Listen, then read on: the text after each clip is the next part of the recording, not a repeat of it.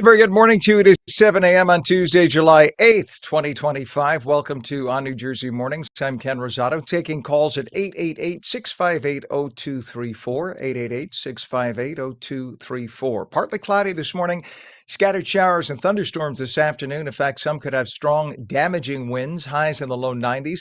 We head to meteorologist Mike Favetta with the first check of the Garden State forecast. Good morning, Mike. Nothing like they experienced in Texas, of course, over the weekend. And wasn't there even another separate tropical storm that gave us some flooding in parts of New Jersey last night? Yeah, we've had quite a bit of rain across New Jersey and a lot more moisture to come. You kind of feel it, it's palpable. As soon as you step outside this morning, there's that thick air with the high humidity in place, and temperatures are already very warm. Well, all of that energy allowing for those thunderstorms to take hold later on this afternoon, making it feel not only very warm before then, but we kind of rinse and repeat each and every day. So it's not just today for the threat of storms. We're about the same temperature where we were yesterday. It's the humidity, the dew pointer, the temperature where the air is saturated, downright tropical, almost rainforest-like humidity down in Cape May with a 78-degree dew point. Anytime it gets above 75, that's worse than South Florida. The shade of green you see on the map here is a flood watch for the entire state of New Jersey, and that's for the potential, like Ken mentioned, of those heavy thunderstorms coming in later today, likely during the afternoon hours, in combination with a very strong gusterly southerly wind that helps to push in a lot of that moisture and energy right through 2 and 3 o'clock this afternoon. You can even see the fronts pushing through after that time, helping to spark off those storms. And when they do, they'll be quite intense. So as temperatures climb into the upper 80s, low 90s, maybe even getting to 100 before the afternoon is through there in Tom's River, you see the line of storms cross the state from north to south and work so in a very slow moving fashion. These are not your typical kind of move on by after 20-minute storms. They sit and they provide the downpours. And that's the issue with these stagnant nature of these storms, allowing for heavy amounts of rain over the same areas for long periods of time. Same case tomorrow afternoon with another round of slow moving storms that even takes us into another round of afternoon rains. On Thursday, we have sunshine each morning, storms in the afternoon, and that is pretty much the case each and every day throughout today, tomorrow, Thursday, and even for Friday into starting off the weekend. It'll take some time for this whole system to move on through before it finally clears out. So until then, plan on some heavy rains each and every day. We'll detail the timing and the expectation of what the primary threats are with those storms coming up with another check of your forecast, Ken, in just a few minutes. All right. Thank you very much, Mike. And boy, oh boy, I'm just thinking again about the storms that came through parts of the area, the amount of rain. We had some rain where I am in northern New Jersey, but I spoke to some people in pockets yesterday who said it was like from nothing to torrential floods. But 'tis the season, right? This is what we get this Yes, time of year. So, this is. all right. All right, Mike, we'll check back, my friend. Thank you very much. Just make sure if you are in an area prone to flooding, especially since what we saw over the weekend in Texas, just be careful and make sure that if you hear that there might be some storms in your area, listen to your meteorologists like Mike Favetta, because when they tell you you could get a lot of rain or a foot of rain, or listen, because look what happened to those poor people in Texas. You have to heed the warnings and stay on top of it when a meteorologist tells you stuff like that. Let's check our traffic right now. We have a crash on 287 northbound north of exit 2, which is Route 27 in Edison Township. All lanes are open, but things are heavy there. Crash on the Turnpike Outer Roadway northbound north of interchange 12, which is in Carteret. The center lane is blocked.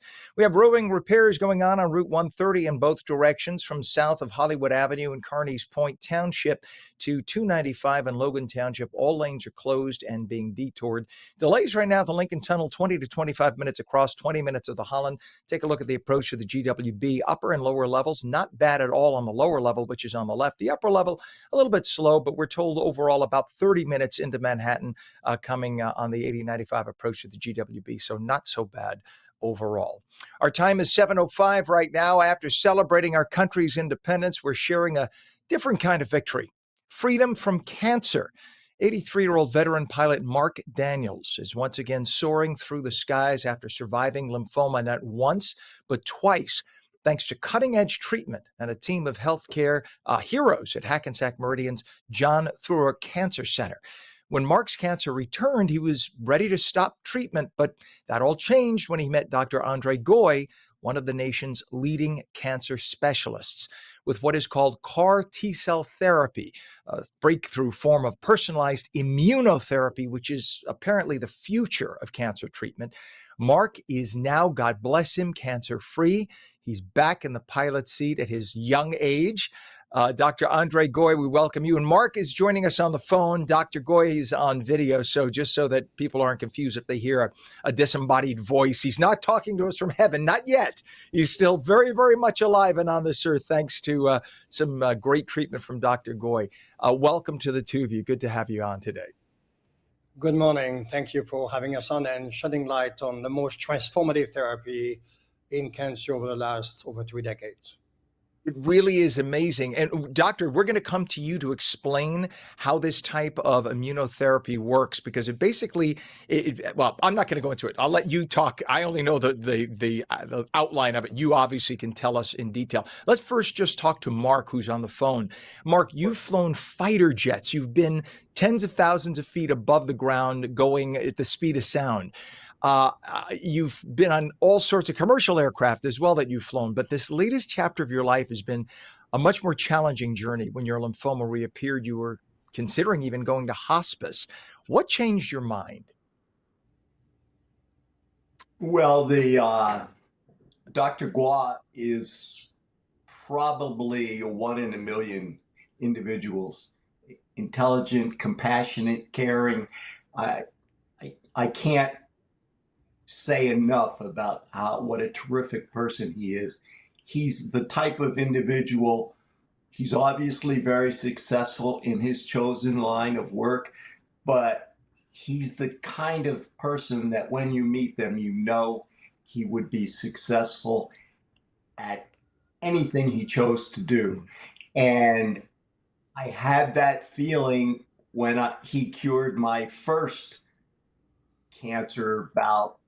And then when the second one came along, I went to a hospital up here in North Jersey, and I got the feeling that things weren't going to be so good. So I had my son take me down to see Dr. Gua again, and he worked his magic. He's terrific. But if I may, Mark, that also has a lot to do with your will, because a lot of people give up. They give up hope, and a lot of that has to do with your will to live, right? Don't you think that because some treatments aren't all a bowl of cherries. There's a little sickness that's involved and everything else, but at the end there is a light at the end of the tunnel. So you have to have that mental commitment, don't you? Yeah, I guess that's true, although I feel as if that's giving me more credit than I would say. If I had to break it down,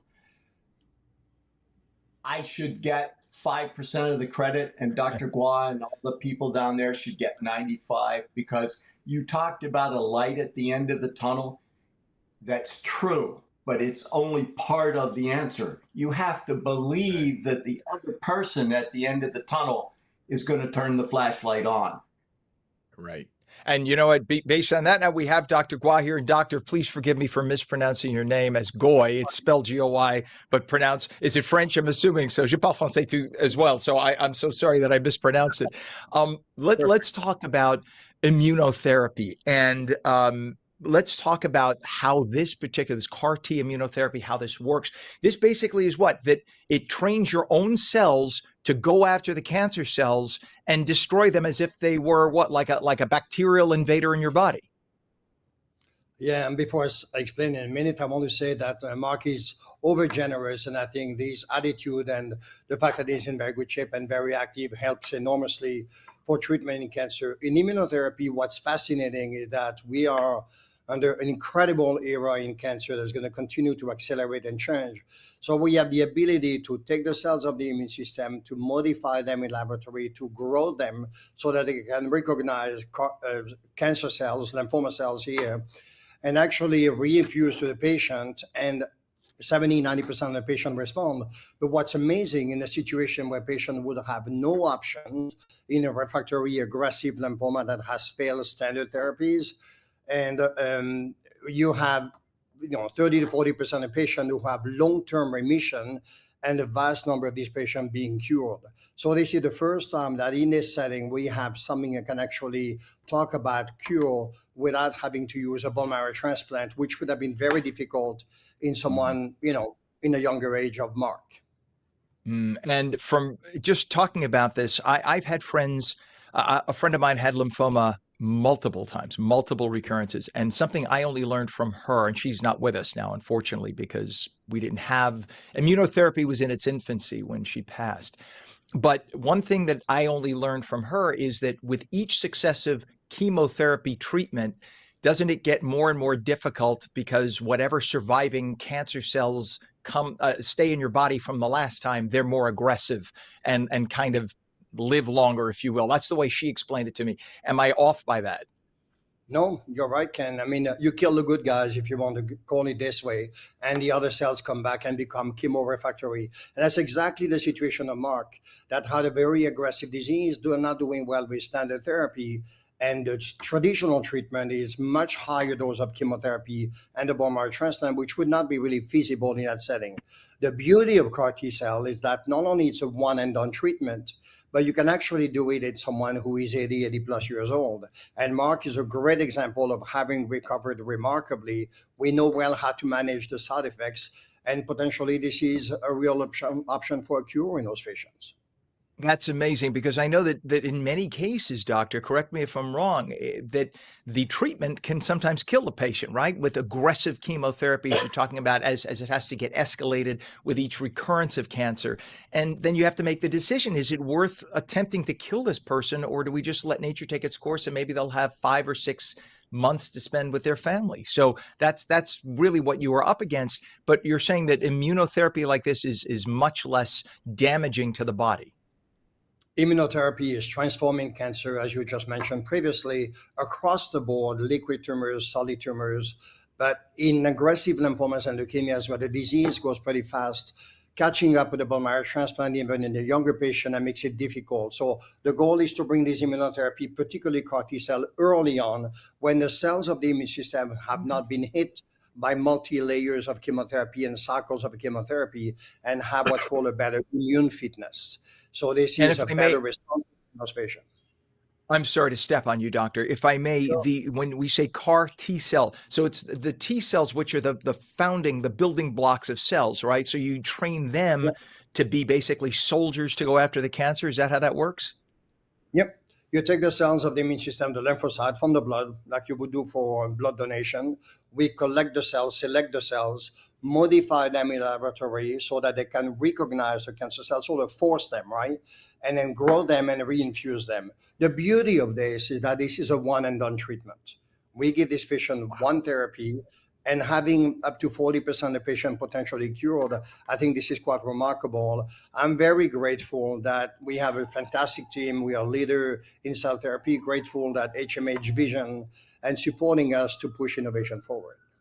That's amazing. And Mark, I'm sorry to keep you on hold like this. I have to ask you, first of all, how are you feeling today? Terrific. Wow. I mean, just compare psychologically when you found out you had a recurrence of cancer to where you are today mentally. Just give us a kind of a go through what it was like when you realized, oh my God, the cancer's back, and then that feeling versus now. Well, you get a second chance, or a third, in my case, third, fourth, or fifth chance. It's when you get to be my age and you've had all the good luck that I have had in my life. I, you can't live forever and you can't have everything. So you accept your fate. And I was ready. I, I've had a good life. I've been lucky. And again, I was ready to accept it. Dr. Gua basically said, oh no, we're going to fix this. And I believe them. I mean, the guy is fantastic. Everybody should be as lucky as I was and have a person like Dr. Gua. And and just like baseball players, just like TV actors, anything, there's a range of people. He is at the top of his chosen profession. Having Well, let's said let that, yes, go ahead. I was just going to say that he has a lot of support staff. I don't know if he's trained them. I don't know if he beats them on the weekends or what, but they are some of the nicest, caring people. And through all of my time, I've come in contact with over 100 nurses and staff at Hackensack, and not a single one of them they treated me like their grandfather. I love it. And just nice and competent. And you can't Love it. beat that as a team. And Mark, let me Mark, just say, you sound like you're about 45 years old. You don't sound anywhere near what your age is. If I were to hear your voice on the radio, I think you're about 45, 50 at most. So it says it's another level of your mental state of mind, if you will, that you are so positive. And with the few minutes we have left, Doctor, I need to come to you.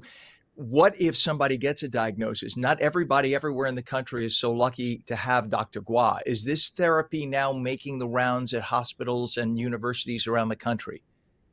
just want to say that Mark is way too kind in his words, but we have a fantastic team, and this would not be possible without the team and the support that we have. And they're all very dedicated. There's many of centers in the country where this therapy now is commercially accessible, available. What is actually an important point, Ken, is that for our colleagues and the patients and the audience, is that when someone has an aggressive lymphoma, leukemia, or other cancer, is to make sure to have as much possible, opinions and understanding of what's happening. And also for our colleagues, physicians in the community, to refer patients early so that we can get access to those cell therapy when they have the highest chance to have a long-term outcome. So I think this is a really exciting time. And I think to conclude, I would say that immunotherapy has changed cancer already. And this is going to be the backbone of cancer moving forward, for sure. Amen. Amen to that. Well, Mark Daniels, I think you are on this earth to be the evangelist for this therapy, because there's a reason God lets things happen. And I think that might be very well the reason. And continued good health to you. May you outlive every one of us, Mark. And Dr. Gua, thank you, Dr. ONNJ Gua, for being so innovative and using your investigative tools and studies to help advance cancer research and treatment. May we get to the day where we don't even have to talk about this anymore, God willing. Best of health, best of luck, and thank you for coming on and sharing this amazing story this morning to both of you. Thank you. Have a great day. You as well. All right. It is now 7:18. Just an amazing story. 74 degrees. When we come back, New Jersey Globe editor David Wildstein will have the latest on New Jersey's political scene with the Inside Edge. Partly cloudy this morning, scattered showers and thunderstorms this afternoon. Some could have strong, damaging winds, so just beware of that. If you see the thick clouds move in and winds coming right away, just seek shelter. Don't stay outside, or don't think, I got 5 more minutes to go shopping. Seek shelter, because that could be bad. Highs in the low 90s. Meteorologist Mike Favetta returns with a full Garden State forecast. Also, we'll take your calls at 888-658-0234. If you like what you heard about this cancer research, give us a call. We want to hear your story. 888-658-0234. You're watching ONNJ Jersey Mornings. We'll be right back.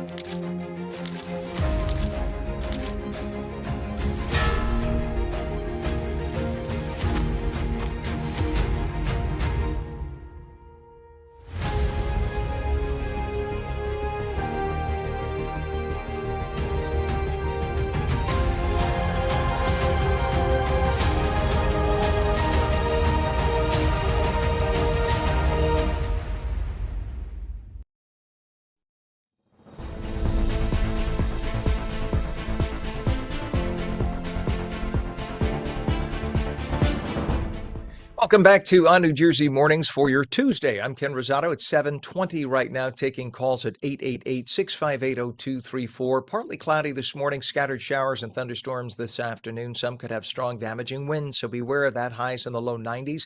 Straight to meteorologist Mike Favetta with the full Garden State forecast. Good morning to you, Mike. Hey Ken, good morning. It feels like a very sticky and hot and humid morning.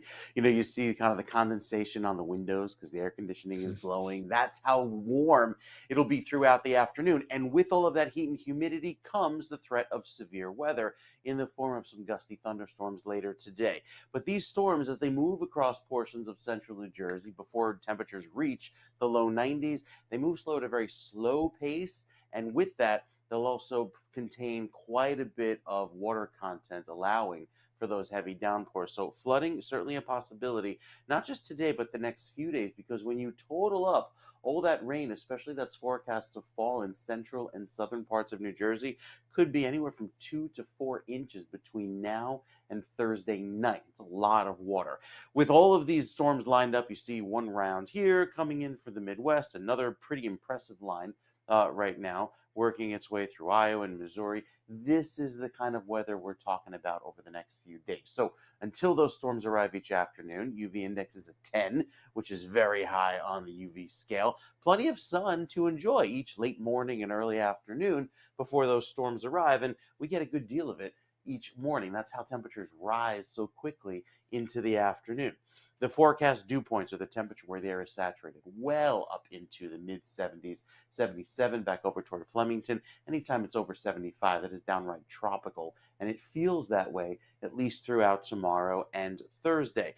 We don't really catch a break from the humidity even through the weekend. I mean, this is some really thick air that just sits in place and is very uncomfortable over the next several days. Even the rain that comes in doesn't necessarily cool us down. It just adds to that steamy feel going into each afternoon. So by 4 o'clock today, you see this radar lit up like a Christmas tree, lots of colors showing the intense downpours coming in that last through the late afternoon into this evening and give places in central and southern New Jersey a good soaking. Some of these storms could contain some damaging straight line winds as well, as is the case tomorrow afternoon with another rapid warm up. There's still enough instability around with that. We're kind of riding along the front, allowing for these storms to spark off. Same for the case on Thursday, although Thursday might happen a little early in the morning and then again later on in the afternoon with those storms. Going forward into Friday, Saturday, and Sunday, I think there's a little bit of a better opportunity to see some more clearing each afternoon, especially as we head into early next week. So the weekend is certainly not a wash. In fact, each and every day we have a decent amount of sun in the morning before those storms come in the afternoon. I think we'll go mostly to partly sunny on Saturday, high of 82, a little bit cooler as well by Sunday with another chance of a shower, but still it'll feel quite warm and humid into this weekend with the hottest part of the day coming in each afternoon, and then it starts to cool off by the end of the weekend back to just around our average heat. But still, lots of rain expected each afternoon as these storms come in, Ken, with these slow-moving thunderstorms. That is key. We'll talk more about the beaches because these winds are prompting some rip current alerts at the beaches. That coming up with your next weather update in just a few minutes. Yeah, and if you have a beach umbrella, it could become a projectile. So seriously, with winds like that you're talking about, seriously, if you're going to bring a beach umbrella, make sure it is secure and keep an eye out for those that are around you because those things, I mean, like we had the in Asbury Park just a couple of weeks ago, we had the lifeguard who was impaled by a flying beach umbrella with high winds. So we really have to the things we don't think about, right? Because we only get a short beach season here in Sure. New Jersey, but nonetheless, Mike, thank you very much, sir. As always, we appreciate you. It is 7:24 right now, and our temperature here is 74 degrees, in Trenton 76 degrees, but it is sticky, as Mike said. You open the door, you go outside, you could feel. It's like walking into a bathroom after somebody took a shower. Very, very humid. We have some issues now in the Garden State Parkway, northbound, north of exit 137 Cranford. All lanes are open, but vehicles from a crash have been moved to the right shoulder. So there's a lot of rubbernecking going on through there. There's a crash on the Turnpike Outer Roadway northbound, north of interchange 12, which is in Carteret. Two left lanes are blocked. Roving repairs on Route 130, both directions from south of Hollywood Avenue in Carneys Point Township to Logan Township by 295. All lanes are closed and everyone's being detoured. So that's an absolute mess there, but it's got to get done for those roving repairs. Delays on I-78, local lanes westbound from east of exit 50, Vauxhall Road in Union Township to west of exit 49, Springfield Avenue in Springfield Township. All lanes are open, but things are slow. And we have some delays making your way across the Hudson River. That's really one of the few places, if you will, the crossover point is. A lot of people are on vacation this week, but those who are traveling in seem to be driving, not taking mass transit. So what we're seeing right now is about a 20-minute delay at the Holland Tunnel, 25 to 30 at the Lincoln. So it's a little bit of a delay at the Lincoln. GWB now, we have a crash on the lower level eastbound. You're not seeing it here, but yes, you will see it on the lower level, which is the left lanes, okay? So that, I guarantee you, by the next one or two reports, you'll see the backup starting to that point. So this is just reported. Again, crash on the lower level eastbound approaching the New Jersey side of the toll plaza, Fort Lee. The center lane is closed.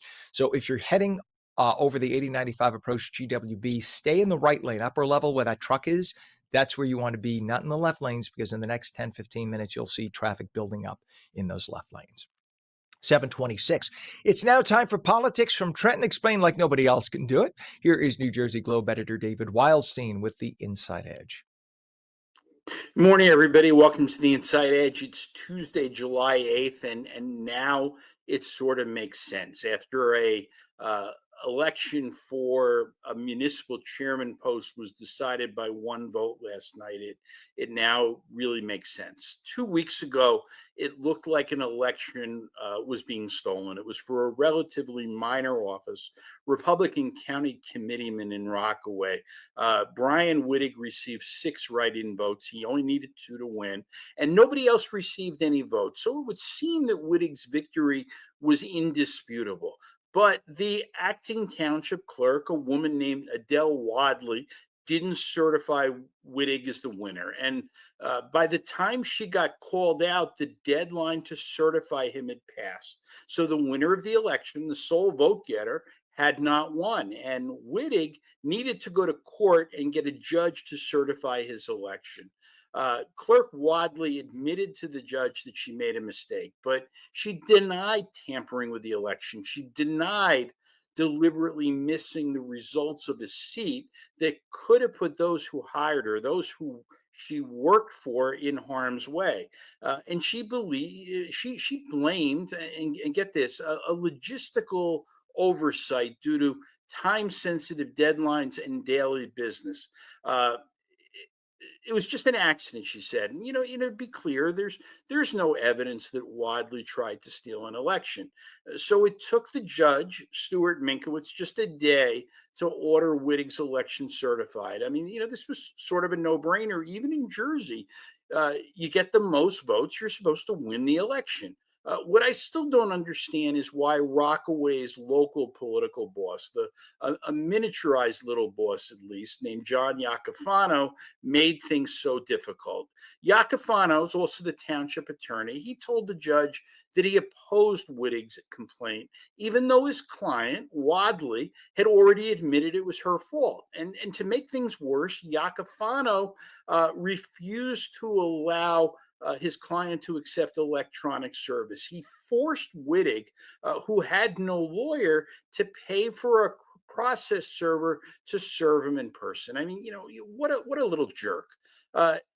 Now the next move, I've seen it before. Since Wittig is already certified, the Rockaway Republicans became a little nervous about their head count. So they canceled their July 1st reorg just a couple hours before the vote, and they were worried that a faction allied with Tucker Kelly, who had ousted Iacofano's ally in the June primary, might win control of the local party with Wittig's vote. So they canceled the meeting in an abundance of caution, the lawyer said, and rescheduled it for last night. That's the kind of move that casts doubt on the integrity of the process. Council President Howard Morris, who was Iacofano's candidate, he defeated Kelly's candidate by one vote, 13-12. And of the three missing voters, those who couldn't make it, I'm told that two of them were allied with Kelly and one was with Iacofano. No wonder the establishment didn't want this one vote certified. But, did they really think nobody would notice? That's it for today, everybody. Thanks for listening, and I'll be back tomorrow. That is just such an amazing story, and only David Wildstein would find it. Imagine 6 write-in votes. You only need 2, and then you don't get certified. It becomes a saga. It's small-town politics, and David Wildstein has 10 billion of those stories. I love him for that and 1,000 other reasons. 7:30 right now, 74 degrees. When we come back, empowering young men through mentorship. We'll talk with a board member from the Boys to Leaders Foundation. Our phone lines are open. We'll take your calls at 888-658-0234. 888-658-0234. Partly cloudy this morning, scattered showers and thunderstorms this afternoon. Some could have strong damaging winds. Highs in the low to mid 90s. The full Garden State forecast with meteorologist Mike Favetta in just a moment. You're watching On New Jersey Mornings. We're seen daily at ONNJ.com, Roku, Fire TV, News On, Samsung TV Plus, Apple TV, YouTube, Facebook, and X. And now we're streamed live on Rumble and Twitch at twitch.tv/OnNewJersey. We'll be right back.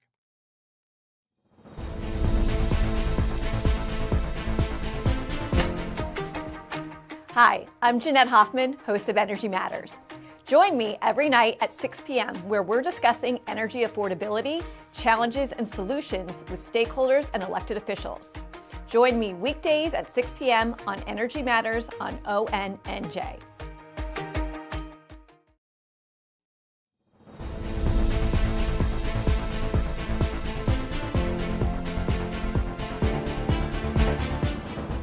Very good morning to you. It is, where's our temperature? 74 degrees, Tuesday, July 8th, 2025, 7:32 is our time. I'm Ken Rosato. Welcome back to On New Jersey Mornings. Partly cloudy this morning, scattered showers and thunderstorms this afternoon, and some could have strong damaging winds.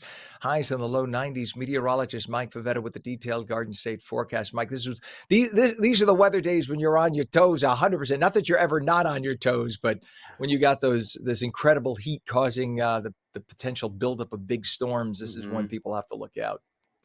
Certainly, especially with the high level. So in meteorology, it's called a PWatt, or a precipitable water content. Basically means if all of the moisture in the atmosphere were to precipitate into rain and fall down at once, it would translate into X number of inches. So anytime that number, that PWatt, is above like 2 or 3, that's like ridiculously high. It's a lot of rainfall. And we are up there today in terms of amount of moisture in the atmosphere available to fall. Just need that triggering mechanism, Ken, and that allows for that storm to form. And I think we'll see that later today with a weak front passing through central and southern New Jersey. So tidbit of the day for you on this Tuesday morning. And now we start off our morning very humid and very warm and muggy. And with that, we'll see our weather headlines kind of reflect the severity through this afternoon with the storms that come in, bringing in the potential for some flooding. And of course, the severe winds certainly likely.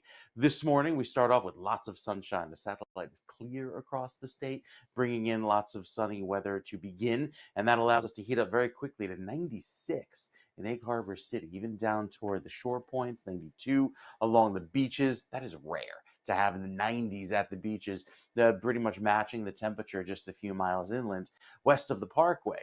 Not far from our record of 105, but I don't think we'll make it. Sunset nice and late at 8:30 this evening. So here is a look of what's going on across the last few hours, showing all that clear sky now, but it's the sun that's really going to help to warm things up, making for a beautiful day toward the beaches until those storms arrive around 3 and 4 o'clock. Your high tide at Sandy Hook happened earlier this morning at 6:48.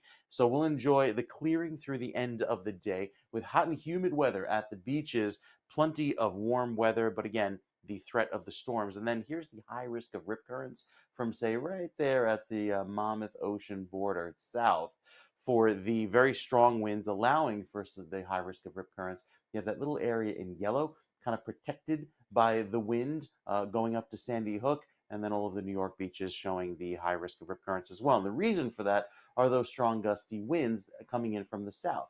The severe threat today, shown in yellow, that's the marginal risk or level 2 of 5, is primarily for the wind. So plan on the expectation of some pretty gusty winds as those storms develop. It's along the front, which again slides through and takes its time, kind of wobbling back and forth across the state as it moves on by. And then we just have another front that swings on through for Thursday and gives us another round of those heavy downpours and showers. Doesn't quite clear until Saturday morning, and when it does, then we enjoy the clearing ahead for the weekend. So plan on the risk of some strong gusty winds with these afternoon storms, especially today. Before then, it's going to be hot and humid. 95 as the high, 89 tomorrow, with a little bit of a cooler feel even for Thursday, 86 degrees. And Friday looks a lot better at 80. I think the weekend, pretty decent, especially for Saturday and Sunday. Less of a chance of rain and basically a cooler feel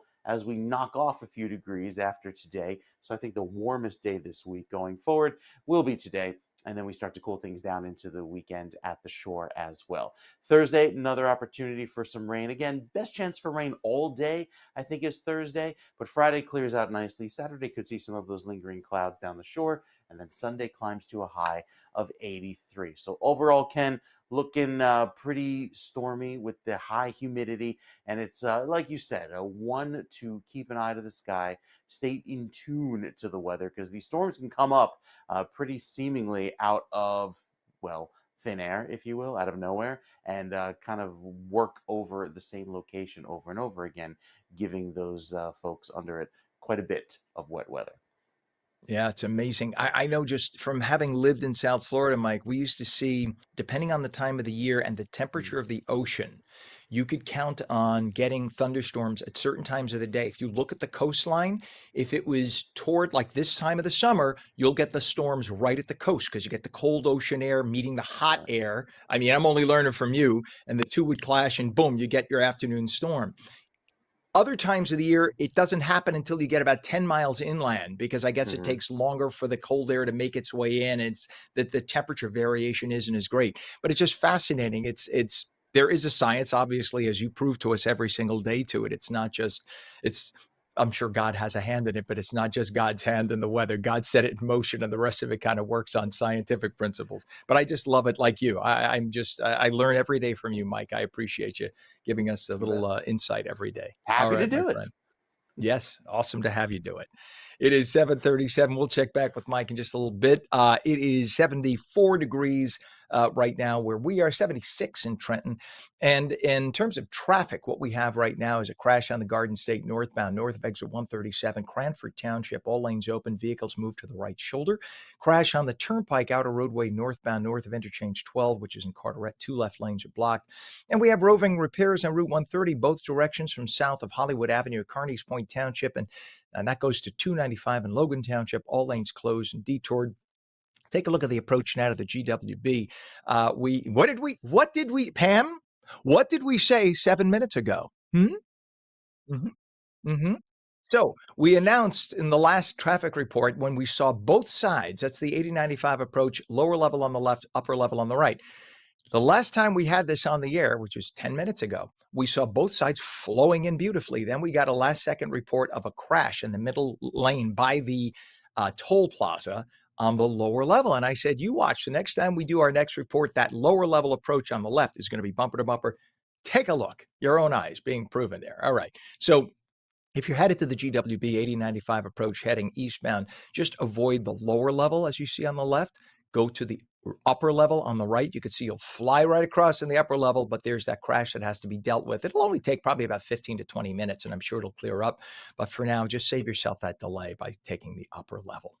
It is 7:39. In just over a decade, the Boys to Leaders Foundation has empowered hundreds of young men in New Jersey through mentorship, education, and leadership development.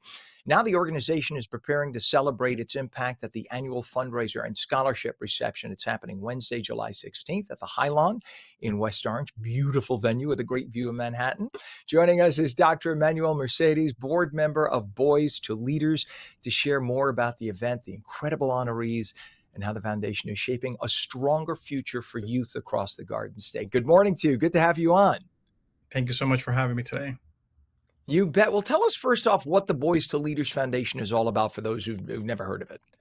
So, Boys for Leaders Foundation began with a dream of fulfilling a need. It was founded by Sara Peña and her son, who recognized that there was a need for Latino leaders and Latino and Black male role models for young men, uh, principally in Newark, New Jersey, but then recognizing that this was a vision that needed to be, expanded throughout the state and ultimately beyond that. And the focus is empowering and motivating and inspiring these young men. And of course, as we've grown, we've now been able to impact a lot more than our initial vision. And we began with just a small conference focused on about 50 students at that time. And now we've expanded to actually impacting over 2,000 attendees over the course of our 10 years. That's enormous, and what an impact! 2,000 attendees. Tell us about this year's theme regarding breaking barriers and building bridges and creating change. Well, we're recognizing that work has to be done by us. We have to be able to take an intentional approach to be able to tackle the needs of our young men. And there is a need. Young men are looking for identity. Young men are looking to find their place in society, and oftentimes, the perspective or the approach that is taken, it has a negative connotation. So we understood that we want to break that stereotypes. We want to move towards and helping young men recognize their value in society, recognize their potential to be able to be, impactful community members, and together, working together to be able to create the leadership necessary to make our society a better place. That's phenomenal. And some of these young men are going to be awarded scholarships called Leaders and Achievers scholarships. How do you choose the winners from among these incredible people? How do you determine who's the one deserving of this?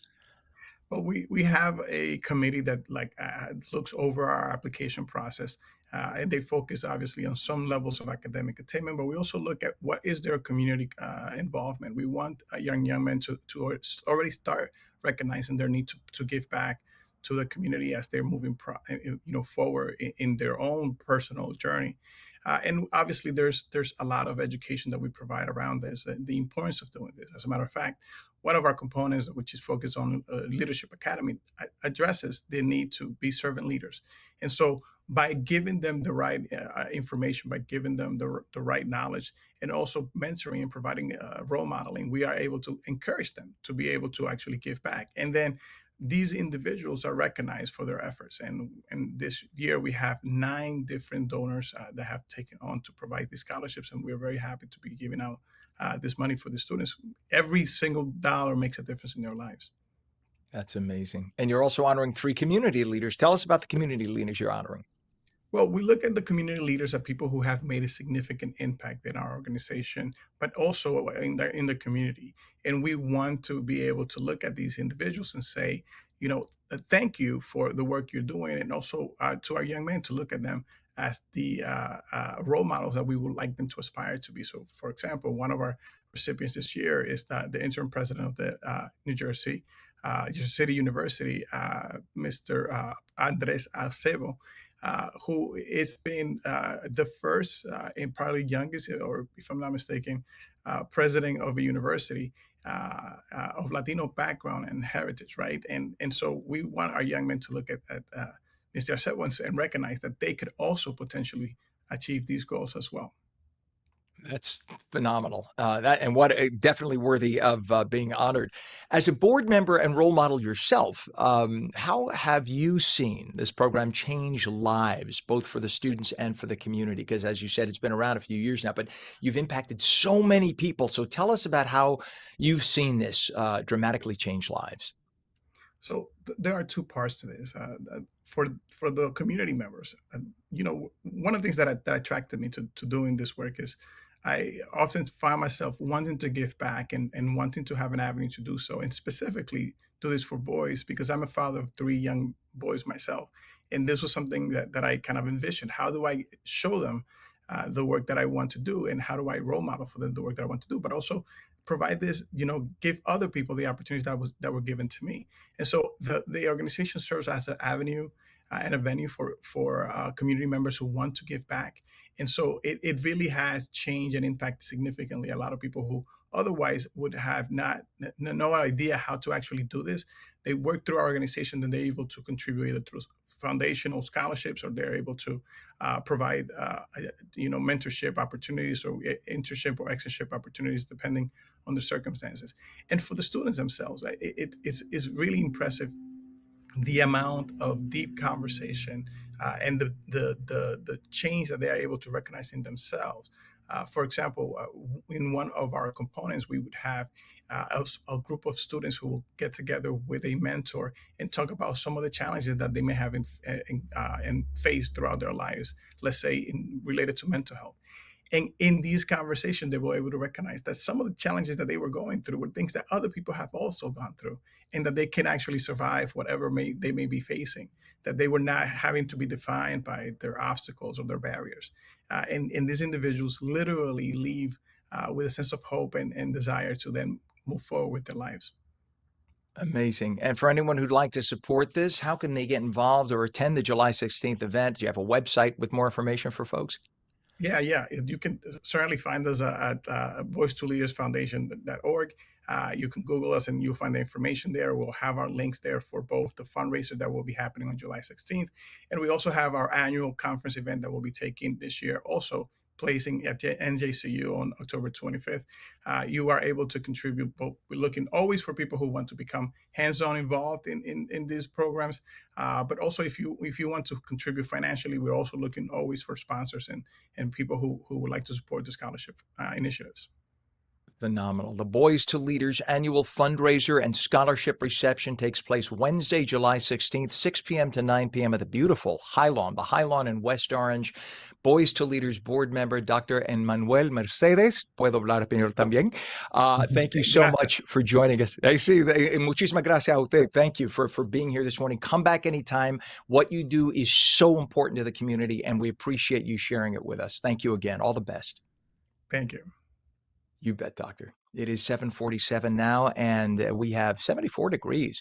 Partly cloudy this morning, scattered showers and thunderstorms this afternoon. Some could have strong damaging winds, highs in the low 90s.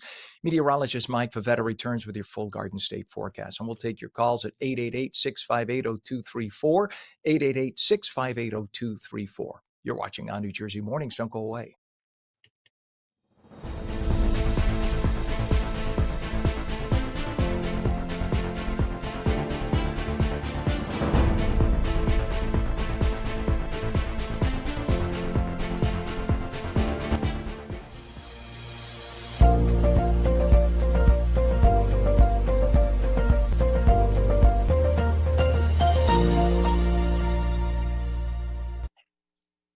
And welcome back to On New Jersey Mornings. I'm Ken Rosato. 7:48 is our time. We'll take your calls at 888-658-0234. 888-658-0234. Partly cloudy this morning. Scattered showers and thunderstorms this afternoon. Some could have strong damaging winds, highs in the low 90s. Meteorologist Mike Favetta standing by with the Garden State forecast. Good morning to you, Mike.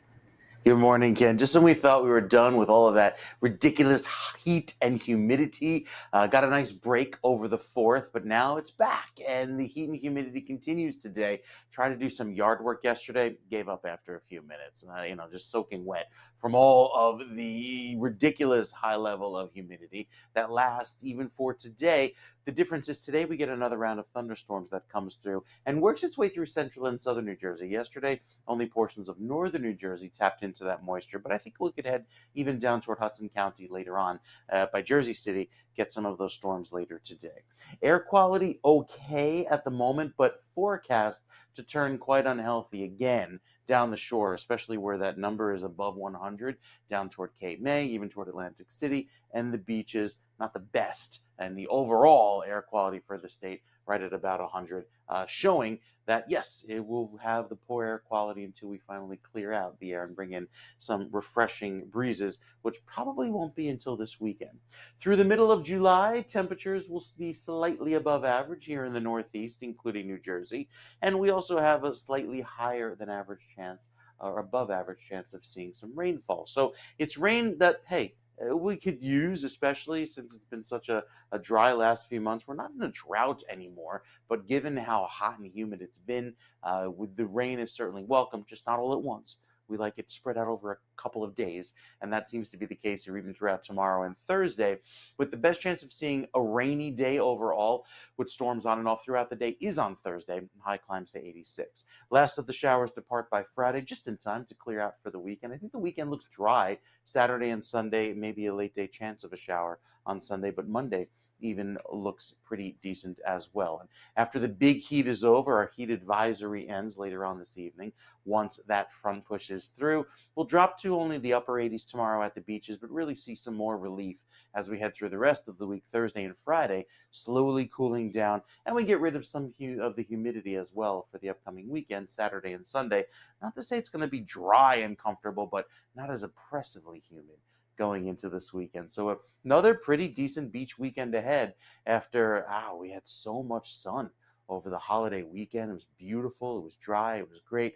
Now back to reality, back to work, and a little bit of a back to some storms here for the remainder of this week. So remember, you can always stay tuned. The On New Jersey website, ONNJ.com, has the live radar right there for you, even pops up the alerts when appropriate. So it's a nice way to stay ahead of the storms, especially as they move in this afternoon, Ken.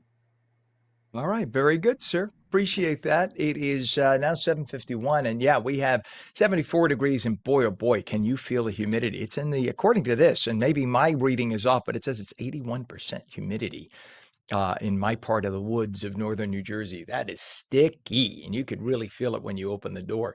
Taking a look at traffic in the area right now. Let's we didn't think we'd ever have to use this camera again. This is the I-80 camera in by Route 15 in Wharton, but what you see right now, the delays right there, that is, well, looks better than it did a couple of months ago for sure, when you had no traffic. But what we have here is an accident on the it's on the westbound side east of exit 34, Route 15 in Wharton, with the right shoulder closed. So you could see the cars on the right shoulder, which is on the leftmost part of your screen there. You see those cars bunched up, so that's where the crash is. It's causing some rubbernecking as people are passing down going westbound, but that's what you can encounter, will encounter rather, on I-80 by exit 34. We have a crash on the New Jersey Turnpike outer roadway right now, northbound, north of interchange 12, which is Carteret. The right shoulder is blocked, not causing massive delays through there, but there is definitely a brake check going on. Crash on the Garden State northbound, north of exit 137, Cranford. All lanes are open. The vehicles involved in the crash have been moved to the right shoulder. Again, a little slowdown as you pass there. Not massive, but nonetheless should be mentioned. Here's where you do have some issues. Roving repairs going on Route 130 in both directions, south of Hollywood Avenue in Carneys Point Township to 295 in Logan Township, with all lanes closed, everybody being detoured off. Your approaches to the crossings of the Hudson River right now, we have 20 minutes at the Holland, 25 to 30 at the Lincoln, and that's because it was an issue in the middle tube. That apparently has been cleared up, but residual delays. Here's the 8095 approach to the GWB. You could see everything is flying on the right side, which is the upper level approach. Lower level is still a little bit delayed because we had a crash at the toll plaza impacting, it's one of the middle lanes in the toll plaza. They probably moved the crash already, because you could see that now it's just starting to open up there on the left, literally before our eyes. It's opening up, it's getting lighter. But 30 minutes ago, it was just like this. Then 15 minutes ago, it was bumper to bumper. Now it's opening up again. So they probably moved the crash. You're still better off just avoiding the lower level for the next 10, 15 minutes to take the upper level, which you can see on the right side of your screen. 7:53 is our time. A U.S. Coast Guard rescue swimmer from New Jersey singled out as a hero after saving the lives of nearly 200 people over the holiday weekend during deadly flooding in central Texas. 26-year-old petty officer Scott Ruskin, who's a helicopter crew member, braved the dangerous waters to rescue about 165 people. He was just one of over 400 first responders to work across the region. As of yesterday, officials estimated at least 104 people died, including 28 children. The Texas governor said there were 41 people confirmed unaccounted for more across Texas, and more may still be missing. The New Jersey Attorney General's office is investigating the death of a male moped rider in Perth Amboy on July 6th. The incident happened as a Perth Amboy police lieutenant was trying to stop 3 scooter riders. 2 took off and 1 initially stopped, but then as the police approached him, he tried to get away at an extremely high rate of speed. The police lieutenant followed him. Remember, they can't pursue unless you have an officer. Well, this was a lieutenant. He decided to follow for a while, but then once that scooter rider entered the next town, Woodbridge Township, the lieutenant backed off, which is because he didn't have authority to pursue a chase into another town. Shortly after, the rider crashed on his own on State Street, was pronounced dead at the scene. Do not flee police if they come up to you. What's the option here? Now you're dead. Not the choice you want to make. If police come up to you, you might get a ticket. Big deal. It is 7:55. Former U.S. Senator Robert Menendez has been transferred to a minimum security federal prison in Allenwood, Pennsylvania, to serve his 11-year sentence for bribery and acting as a foreign agent for Egypt. The 71-year-old arrived at LSCI Allenwood on July 1st after initially being assigned to FCI Schuylkill. Menendez was convicted of accepting gold bars, a luxury car, and cash, but is appealing his conviction. His wife, Nadine Menendez, faces sentencing in September. 2 25-year-old men from Trenton were charged in a drive-by shooting last month in which 1 man was killed, 3 others hurt. The incident happened in Trenton. Police say Trevon Manning and Jameer Laws are both charged with murder, attempted murder, aggravated assault, and firearm charges for the shooting that happened June 26th on Passaic Street. They were arrested July 4th. Officials say 24-year-old Karan Hunter died in that shooting. Are you a fan of Major League Soccer? Now is your chance to score some good tickets to some big games at MetLife Stadium. Due to a lack of demand, FIFA slashed standard admission prices for its upcoming Club World Cup semifinal match. Standard admission pricing for tonight's match between Chelsea and Fluminense was reduced to $13. Get this, the original price was $473. So it came down $460 a ticket. This is the organization's latest attempt to increase attendance at their venues. In fact, they're even advertising these tickets in England because it's so cheap to get the ticket. They could probably just get an relatively inexpensive airfare from England to New York and then get their ticket to see the game for $13. They love soccer like we love baseball or football. So many Brits are probably going to be flying over. But if you want to check out Major League Soccer for $13, and these are the semifinals, it's going to be a good game. Here's your chance. 7:57, Israeli Prime Minister Benjamin Netanyahu said yesterday that he had sent a letter to the Nobel Prize Committee to nominate President Trump for the Nobel Peace Prize. Trump and Netanyahu met at the White House to have dinner and discuss developments in the Middle East. While speaking to reporters, Netanyahu got up and spoke about the relationship between Israel and the U.S. and said the forceful denuclearization of Iran led to a much more stable Middle East, and that should be enough of a qualifier for the Nobel Peace Prize for the president, especially considering the fact that President Obama was given the Nobel Peace Prize just months after becoming president, and he got us into more than half a dozen wars or military actions. President Trump is getting us out. So you would think that he should be deserving of a peace prize, but the liberal socialist communists on the Nobel Committee will probably fight tooth and nail not to have it happen. We'll see what happens. 7:58, California will not ban transgender athletes from competing in K-12 school sports or change its anti-discrimination policies to exclude them, becoming the second state after Maine to defy the Trump administration over the issue. U.S. Education Secretary Linda McMahon gave California until yesterday to rescind any sports prizes awarded to trans athletes and ban them after the agency's Office of Civil Rights said the state had violated federal anti-discrimination law by allowing biological boys who identify as girls, trans girls, to compete with biological girls. So by doing that, that takes away all the advances that girls in athletics have gotten by Title IX. It's basically said, what's the point of competing in girls athletes if boys suddenly declare they're girls? They have all the boy advantages with their bodies. So why even bother competing if you're a biological girl? The State Department of Education's top attorney said yesterday that it would not comply with a federal agreement. They are literally going to die on the hill for this, requiring the state to rescind any trans inclusionary guidelines and send biological female athletes who lost to a trans opponent personalized apologies. It is now up to the federal government to make the next move, which could end up decided in a federal case next term by the U.S. Supreme Court. So it's kind of sick that this is where it's got to go. That if you are born with a penis and a deep voice and a chest that is a man's chest, that you should not be competing against biological females because you have a physiological advantage that is unfair to them.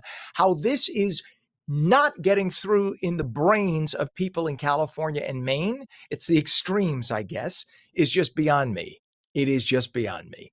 And if you're a parent, you should be livid because now California is going to lose hundreds of millions in federal aid. And as it is, they are 1.6 trillion in debt in the state of California. Nice job, Governor. It is 8 o'clock right now. We have 74 degrees when we come back. Teens and advocates recently teamed up for a cleaner, healthier shoreline. We'll tell you all about no butts on the beach.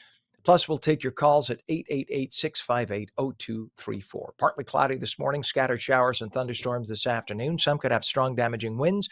Highs in the low 90s, the full Garden State forecast in a moment. You're watching on New Jersey Mornings. We'll be right back.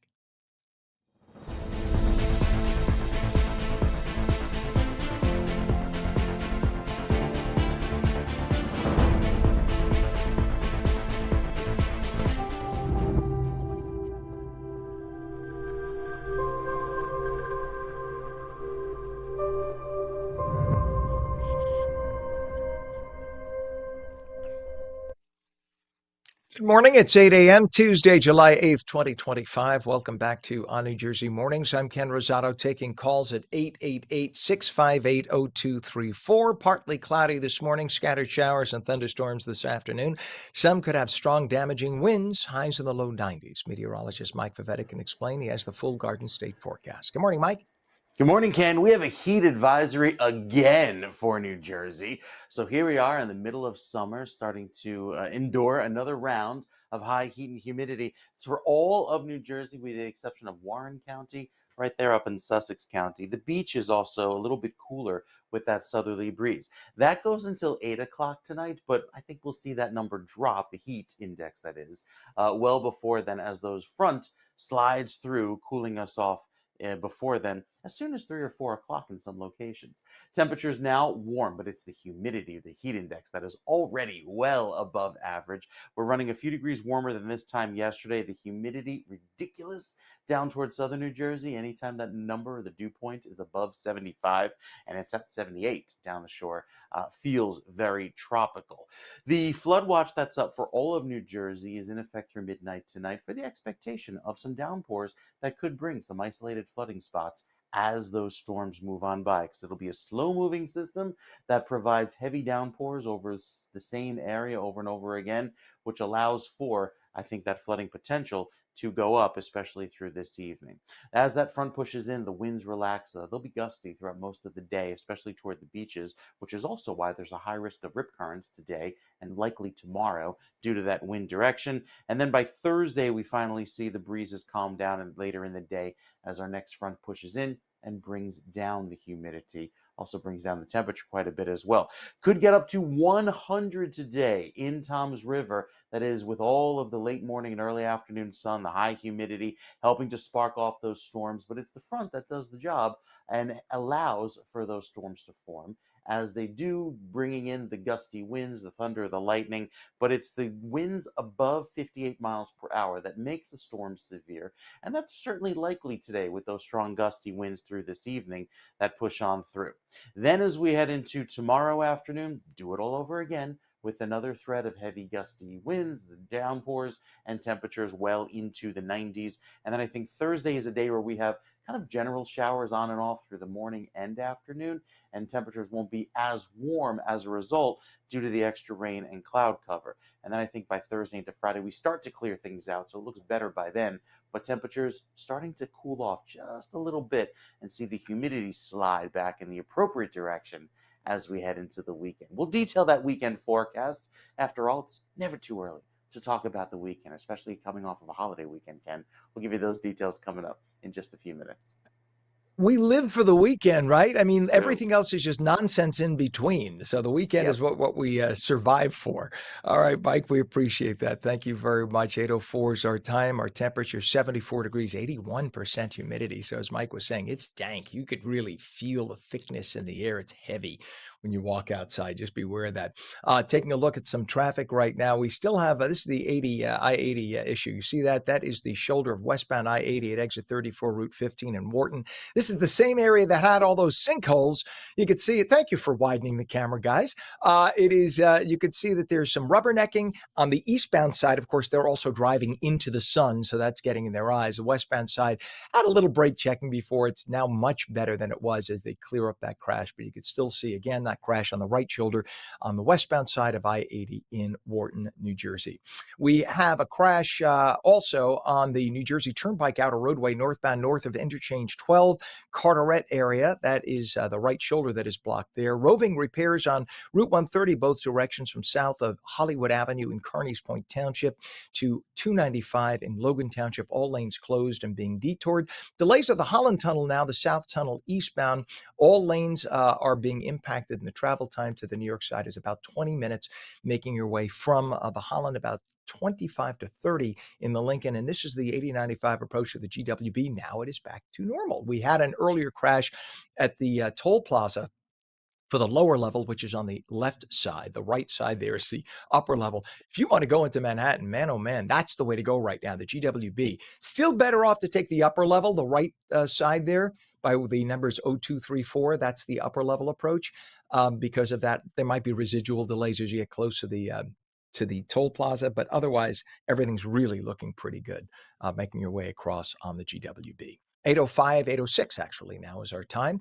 With summer in full swing, New Jersey beaches are buzzing with visitors, and a powerful reminder that smoking is banned on all public beaches in the Garden State. On June 26th, the giant 20-foot inflatable cigarette recently made its way to Bradley Park and Asbury Park as part of an eye-catching campaign from Tobacco Free for Healthy New Jersey. And joining us now is Ashley Smith, Regional Prevention Coordinator for TFHNJ. That's the acronym for Tobacco Free for Healthy New Jersey, to tell us more about the campaign, the youth-led beach sweep, and why this message matters now more than ever. Good morning and welcome, first and foremost. Good morning. Thank you so much for having me today.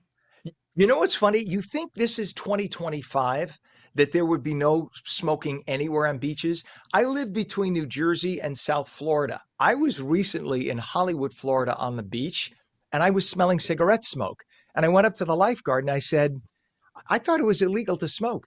He said, in the state of Florida, it's a town by town rule. It's actually not banned statewide. I was stunned. And of course, the wind was blowing the smoke right to where I had been laying for an hour. So I had to get up and move.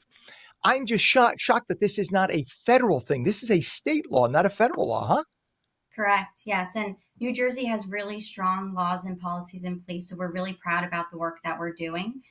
We do have all 100%, all parks and beaches are 100% smoke free. Here at Tobacco Free for Healthy New Jersey, we're New Jersey's largest collaborative effort to reduce the harm from secondhand smoke exposure, from vaping, from smoking combustible cigarettes in all 21 counties. All the work that we do is free.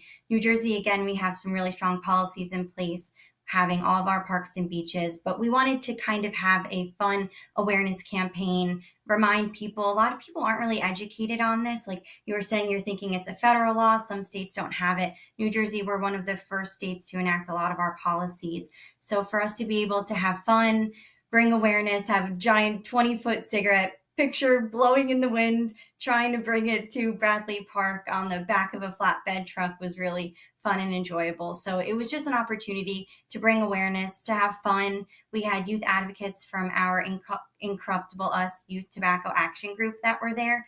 So that's a youth tobacco action group for 13 to 18 years old, peer-to-peer led. They're fantastic advocates. We work really hard, and they work really hard to keep their peers from vaping and smoking and to keep everybody safe. So for them to be there, for us to shed awareness and remind everyone just to stay safe. Right? We want to protect our pets. We want to protect our children. We want to protect our families. We want to protect the wildlife in the ocean when we're at the beach and just have a good time and have everyone breathe clean, fresh air. We don't want to get anyone in trouble. That's not our goal. We absolutely understand, again, the work that we do. Nicotine is a very strong addiction. Big tobacco is marketing and targeting young people. And we just want to be there to provide the support, the cessation services. Everything that we do is in all 21 counties. It's for free. We have hundreds of youth involved in our program to really just empower their peers and their friends to make healthy choices and to be safe and to not fall into big tobacco's tactics. So it was a really fun time. We had an airplane advertisement going across the shoreline, and we had a lot of people that were really interested in what we were doing, and we were able to provide quit services as well and free resources, and just have fun reminding everybody to stay safe and healthy this summer. And of course, your name is Ashley. I mean, what are the chances Ash would be the beginning of your name? I mean, did you even think Right. about that? The first thing Never that came thought to about my mind is like, really? I spent about 10 days in Europe recently, and I was dumbfounded by how much more people smoke cigarettes there. They're like 10 to 15 years behind in terms of the it. habit. Although I did notice they're smoking less than they were 20 years ago there, but they're still smoking way more than we do.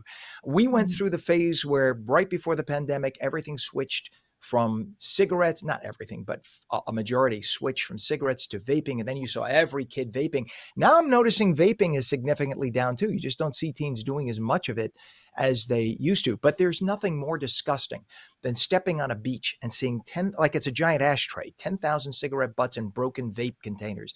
It's just vile. It's disgusting. So thank you for shedding light and letting people know, hey, you can't do it. But also at the same time, that you're not trying to get people in trouble. You're just letting them know it's not allowed. So please don't do it here. Mhm. Absolutely. And we're really proud that Assemblywoman Margie Donlin was also in attendance at the event. We have some really strong advocates and partners statewide to help us with this work, to help us with the education and the enforcement. And at the end of the day, we just want to keep everyone safe and healthy and having a great time. So we're hoping we can do Yeah. these events annually and have our youth involved and a really passionate group of young people. Yeah. A friend of mine who is a doctor was telling me how people just don't realize if you smoke cigarettes on a regular basis, maybe even 10 cigarettes a day, which is kind of average, right? If you're a smoker, that you will lose your teeth. People don't even think about it. You're going to lose all your teeth. The chance of getting lung cancer, esophageal cancer, mouth cancer, tongue cancer, through the roof. If you do it's though it can happen, it's rare to get lung cancer if you're not a smoker, or mouth or esophageal cancer. A friend of mine's father was a heavy smoker, literally died last week. Stopped smoking 20 years ago, but died last week of esophageal cancer. These are avoidable cancers. So don't get started with the habit to begin with. And I know that smoking has been banned on New Jersey beaches since 2018, but I guess a lot of people just don't realize. And that's why it's so important to keep reinforcing with your organization. Do you notice a lot of teens still not aware that it's not allowed on the beach?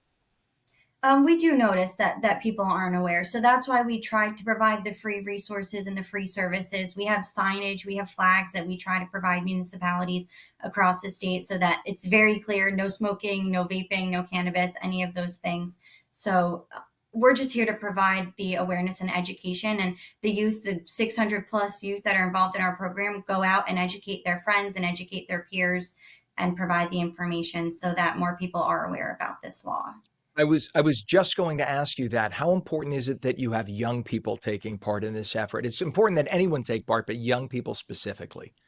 Oh, young people are everything. I mean, they want to hear from their peers. They want to hear from each other. So that peer-to-peer education, that peer-to-peer youth leaders leading each other is what makes the difference. They don't care to hear from the older people and what anybody has to say. They want to hear from their friends, the ones that are experiencing it, the ones that are going through it together, just trying to help each other. So it carries much more weight when they hear it from their peers and like-minded individuals across the state.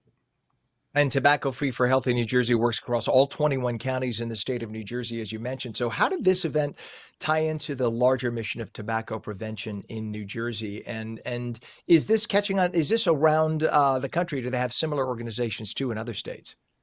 Yes, we do have a lot of national partners that are doing the work that we receive a lot of education and resources from them. So they're really strong advocates in policy change that we can receive model policies and ideas from other states. So we do have national organizations, and it's really helpful to bring together and collaborate together on these issues because it's not just one state dealing with it. We're all going through the same challenges. We're all doing the same work. So it's really helpful to have those individuals. And we hope to continue this year round. And our goal is to keep people safe, to keep them not using tobacco products, to help them quit. We have 11 funded quit centers across the state. We are funded by New Jersey Department of Health, Office of Tobacco Control and Prevention. So they're strong advocates and supporters in the work that we do also. And we just want to make sure that people don't start. The young generation was supposed to be the first tobacco-free generation. And then big tobacco came up with these vapes and these other devices to hook them in. So now we're here to remind them and to help them quit because there's strong levels of nicotine. They're inhaling more at higher and more rates. And we want to be able to provide the resources to help people quit so that we don't have these generations years from now, the guinea pigs, not knowing what's in these devices and how it's going to affect them the way that we know how cigarettes affect people. And we also know that pot is not a great choice either. Obviously, you're smoking without any kind of a filter. Not that the filter does a lot, but you're inhaling pure smoke into your lungs. So that can't be good. If smoking cigarettes isn't good, smoking pot cannot be great for your lungs. Not to mention the brain developmental issues that we now know, even among adults. It causes death of millions of brain cells. It is not a good option. So and chewables, by the way, the study that we had out a month ago showed even chewables. It's not just about the means of getting it into your body. Chewables also cause the death of millions of brain cells. Don't believe me? Google it. All the people who are behind big pot right now to make money for taxes for states and stuff, they're now quietly pulling back. Just stay off the substances. There are a lot of natural things you could do, and pot is not one of the options. What's a website, Ashley, for people to get more info? www.tobaccofreenj.com. We love that you came on. We love that you guys are doing what you're doing. Ashley Smith, Regional Prevention Coordinator for Tobacco Free for Healthy New Jersey. Thanks for keeping us healthy, for reminding people, and for doing it in a way that isn't about smacking them on the hand, but just giving them education. Thank you for joining us this morning. Thank you so much. You bet. It is 8:16 right now, 74 degrees, partly cloudy this morning, scattered showers and thunderstorms this afternoon. Some could have strong damaging winds. Highs in the low to mid-90s. Meteorologist Mike Favetta returns in a moment with your full Garden State forecast. We'll take calls as well at 888-658-0234. You're watching ONNJ Jersey Mornings. Don't go away.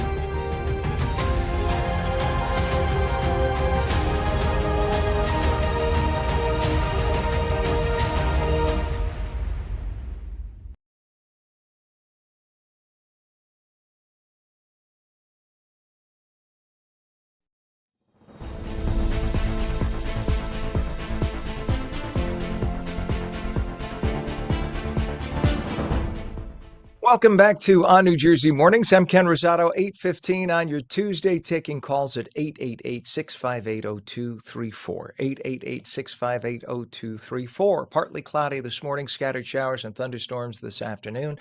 Some could have strong damaging winds, highs in the low to mid-90s. Straight to meteorologist Mike Favetta with the full Garden State forecast. And Mike, just to recap what we were talking about with our friend, I know Mike, we got to get the camera back now. Of course, perfect timing. Just as we come to Mike, the camera says, it's hot. I'm just going to take a nap.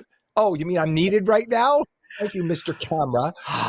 Yeah. You got to spank that camera. I'm telling you, have a little convo with it. I have the new one, but like your UPS, you remember you said it's sitting there unplugged on the floor? The new camera's sitting right there, unplugged. I'm going to take on a the picture floor. of it.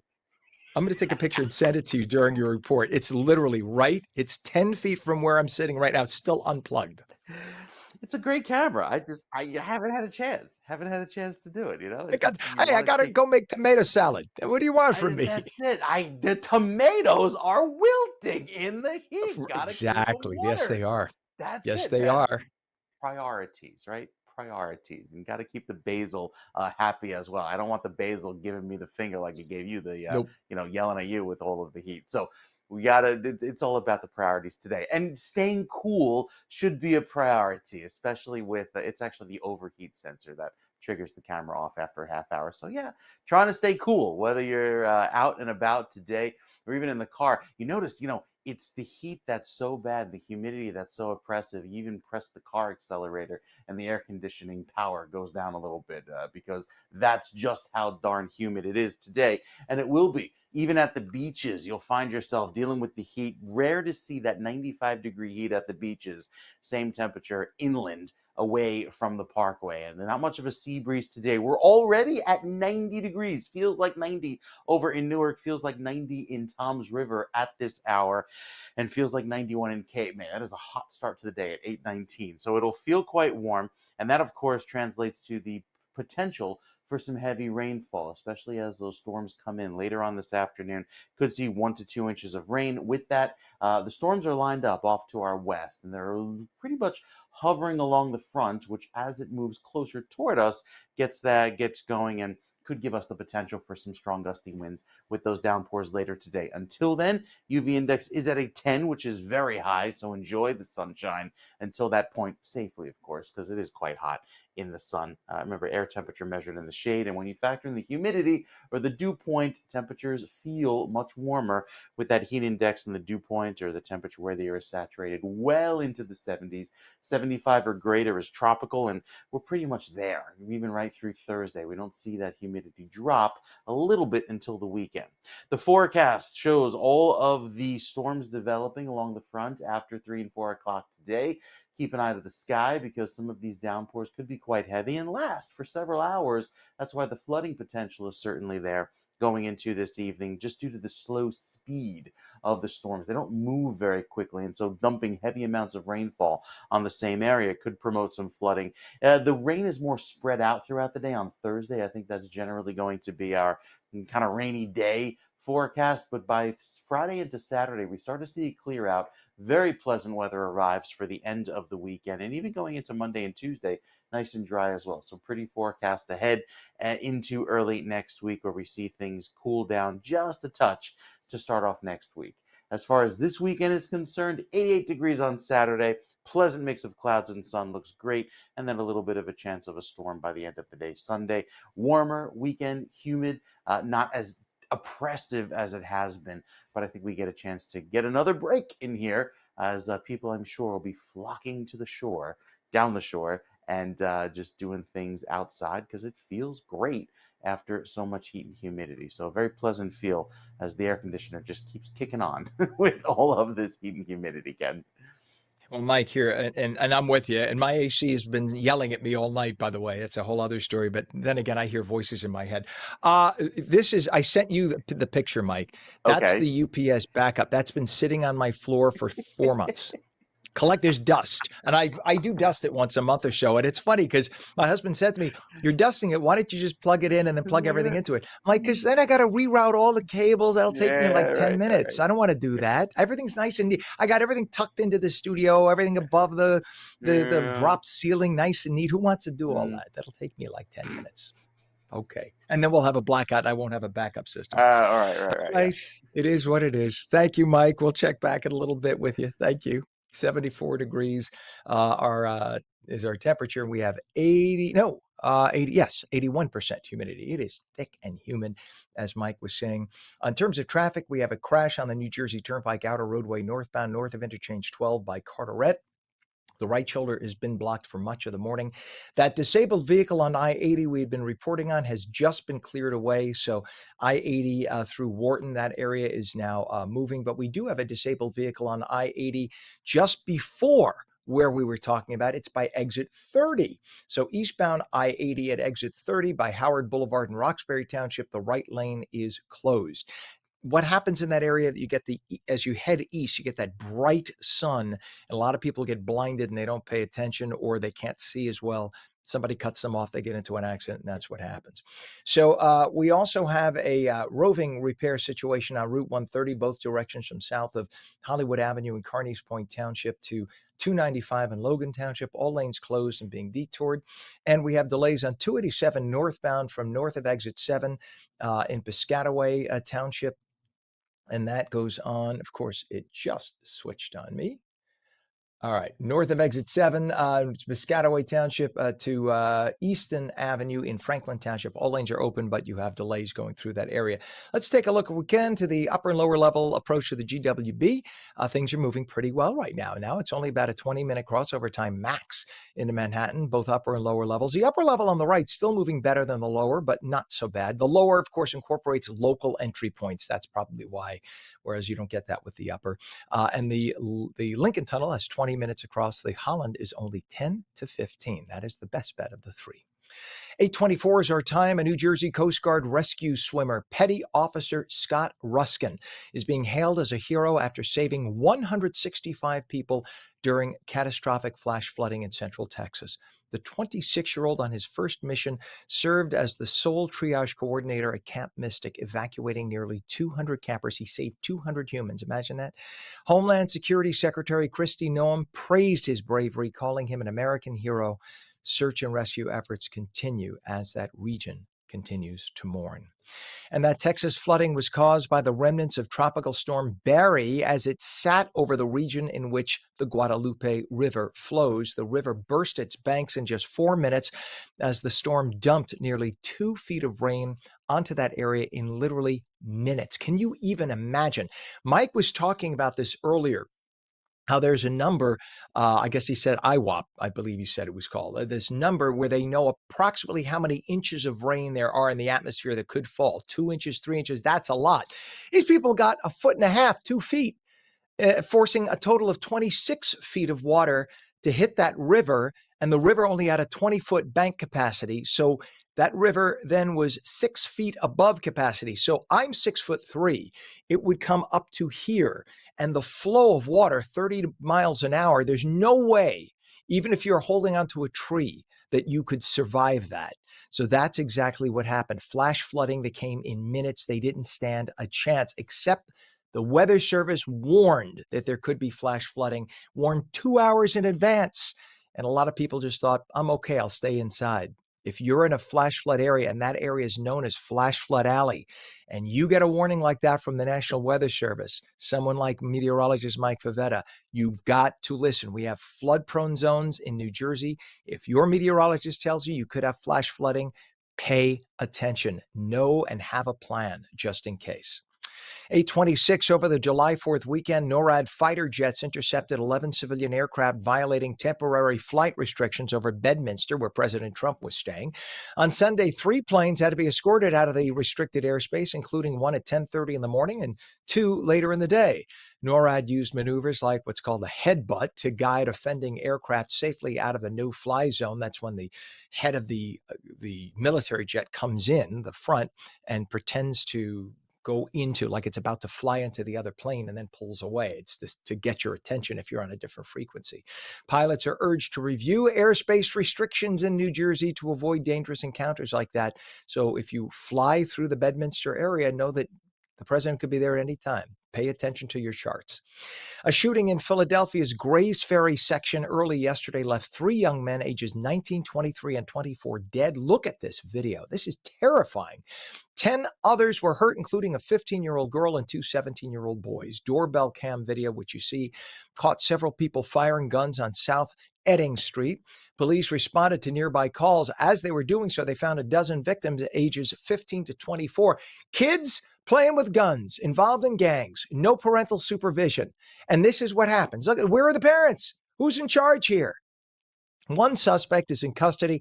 The investigation continues. The shooting follows a violent weekend with 46 people shot across the city. I'm sorry, but this is where the communities, the inner cities of our major urban centers have to step it up. Parents, adults, community leaders, You got to sit down with kids and young guys who are gangbangers and say, no, we're not going to tolerate this crap.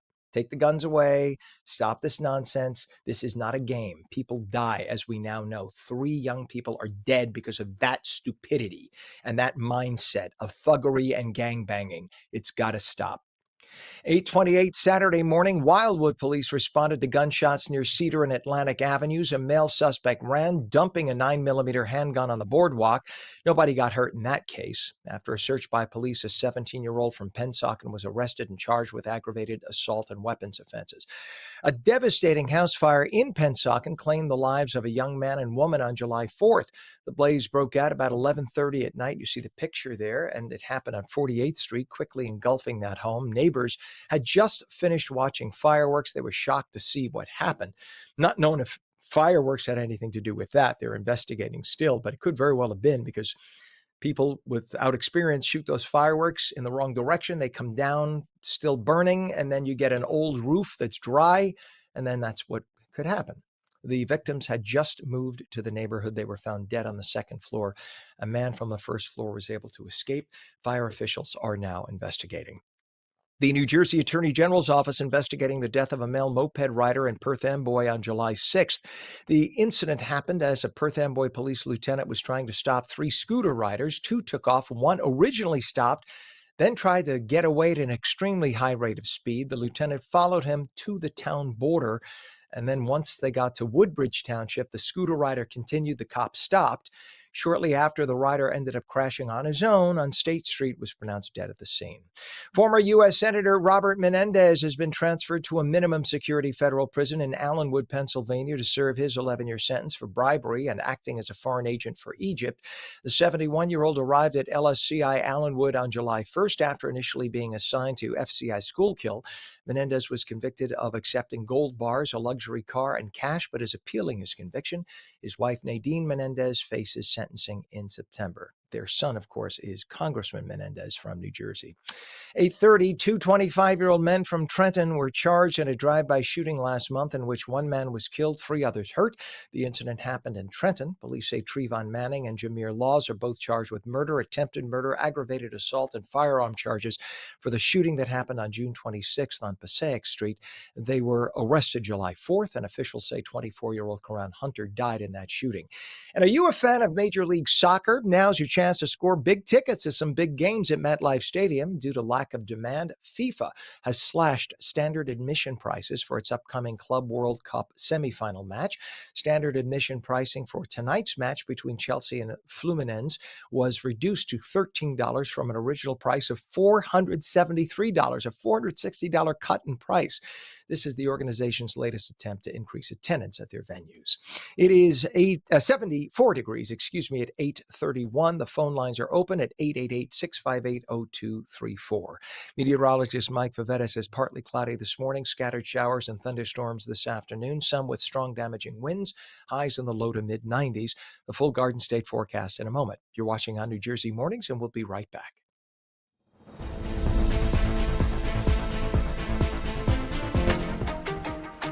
Hi, I'm Jeanette Hoffman, host of Energy Matters.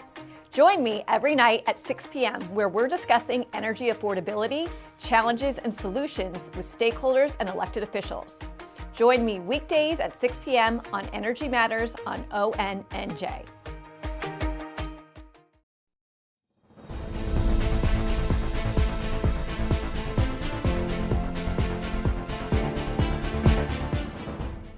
Very good morning to you. It is Tuesday, July 8th, 2025. We have 74 degrees in my part of New Jersey, 78 degrees in Trenton right now. I'm sure it's going to be hotter in Newark at the airport. Mike will tell us about that in a moment.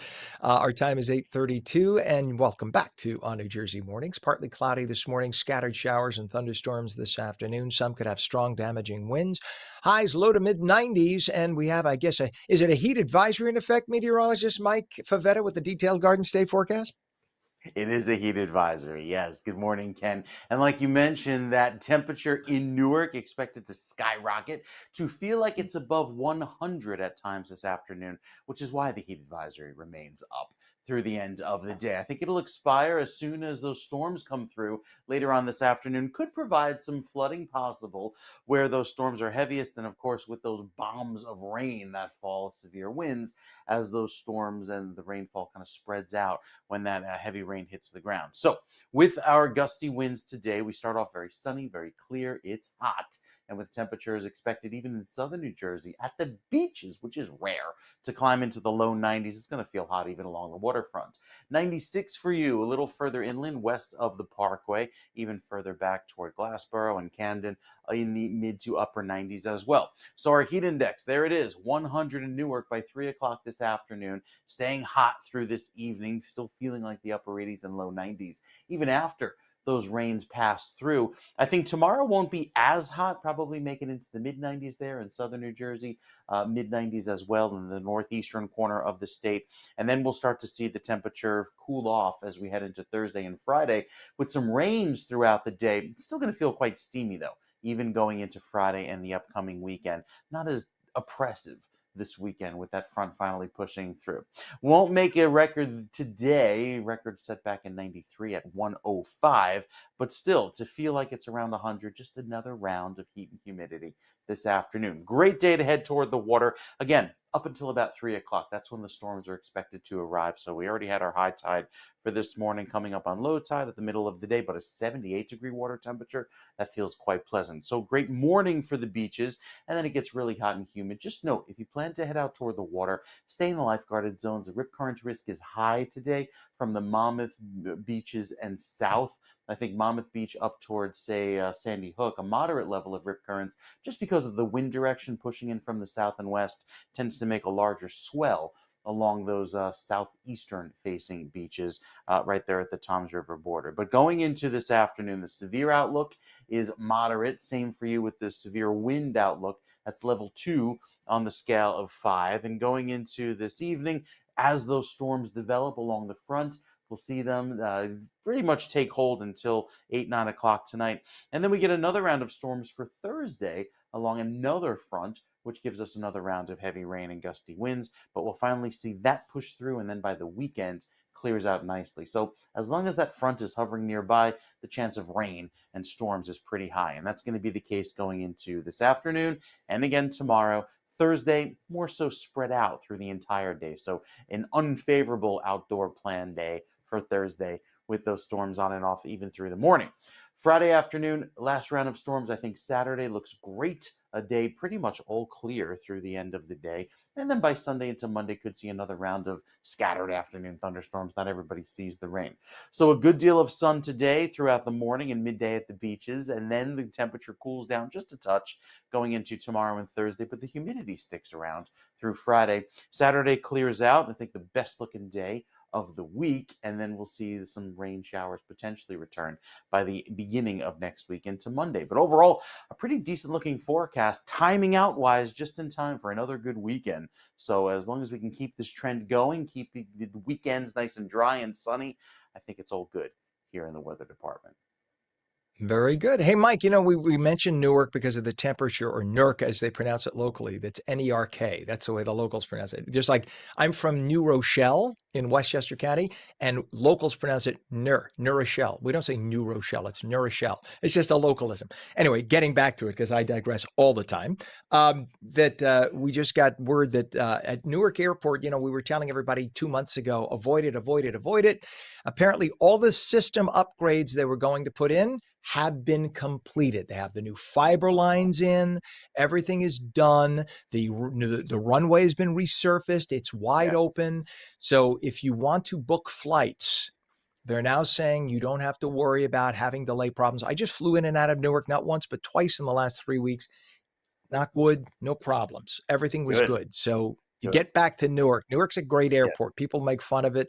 Don't make fun of it. It's a great airport, and we're very lucky to have it in the state of New Jersey. Notwithstanding the weather delay, which is probably likely each afternoon this week. That would be any airport. That would be any airport. It's not the airport's fault, right? And I guess one of the things that's unique, a little more unique to Newark, is the northeast southwest runway, which is their longest. It's like the 12,000-foot runway for the big jets, because it's not like LaGuardia has it. And not LaGuardia, JFK has it going that way, east-west.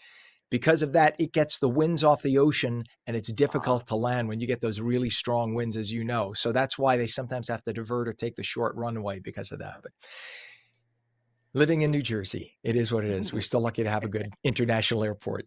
Thank you, Mike. We'll check back with you. And we always show you bad traffic shots. How about a nice traffic shot? How about this? This is the Garden State Parkway northbound. Not too bad. It's a little slow to volume because it's headed into Route 3. This is Garden State Parkway at exit 151 going into Route 3 with that beautiful sunshine. It's about 25 to 30 miles an hour. Not horrible. That's kind of what it typically is at this time when there are no major issues, but just wanted to show you that it is moving just a little bit of volume. So give yourself some extra travel time. We have a disabled bus now on 287 southbound by the New York State line in Mahwah. The left lane is closed. So if you're up that part north, just over the border from Rockland County, just beware of that. Utility pole down on 206 northbound north of Leamington Road in Bedminster Township. The right lane is closed. Roving repairs on Route 130, both directions from Hollywood Avenue in Carneys Point Township to Logan Township. All lanes are closed and being detoured. We now have delays at the Holland Tunnel all of a sudden. The South Tunnel eastbound, all lanes are being impacted. It's now 20 minutes, which is not horrible, but nonetheless, it was only 10 to 15 a few minutes ago. They're saying 20 minutes into the city at the Holland. We have delays on I-80 eastbound at exit 34 in Wharton. That's from the earlier breakdown that was on, or crash that was off to the shoulder. It's been removed. We watched it get removed, but apparently there's still residual delays making your way through there. Lincoln Tunnel is now 25 minutes making your way into the city. And let's take a look at the 8095 approach to the GWB. It is flowing. It's only 15 minutes. This is a very good morning if you want to make your way into Manhattan via the GWB. 8:40 is our time. Hackensack has a new mayor and city council. On New Jersey's Sean Thrunk takes us to the swearing-in ceremony to meet the new leaders. A new age for the city of Hackensack begins in a crowded high school auditorium, as an entirely new generation of leadership is sworn into the city council and the mayoral seat. My first official evening as mayor feels absolutely magical. I mean, we are a city, but we are a community, and it feels like Hackensack is coming together today. After decades as a public school teacher and labor union leader, newly elected Mayor Cassine Gaines says he's ready to lead the city into a new direction. I think a lot of people say change is scary, but change can also be really exciting, and it's necessary. We've had 12 years of one administration, and a lot of people felt like it was time to go in a different direction, and we're ready to provide that new direction and work with the residents to provide the maximum for the residents. Working alongside him is flower shop owner, former director of Hackensack's Human Service Department, and now Deputy Mayor Agatha Toomey. Toomey believes that part of that change involves returning Hackensack back to a small town feel. I've been here all my life, and the changes that happened the last 12 years were astronomical, and we need to slow down the pace a little bit. While the pace of development might need to slow, the pace of excitement of the community only seems to grow faster as the night goes on. I didn't expect to see this big crowd and so many people, here, and so much positive support, and there wasn't one bad thing said about us. I think the sense of hope that you felt tonight was real, and we want our residents to know that we're one of them. They're our neighbors, they're our friends. We want to work alongside them to make Hackensack better. A lot of us are community-minded people. We are in the people business, if you look at our professions. And we want to continue to serve the public like we've been doing our entire lives.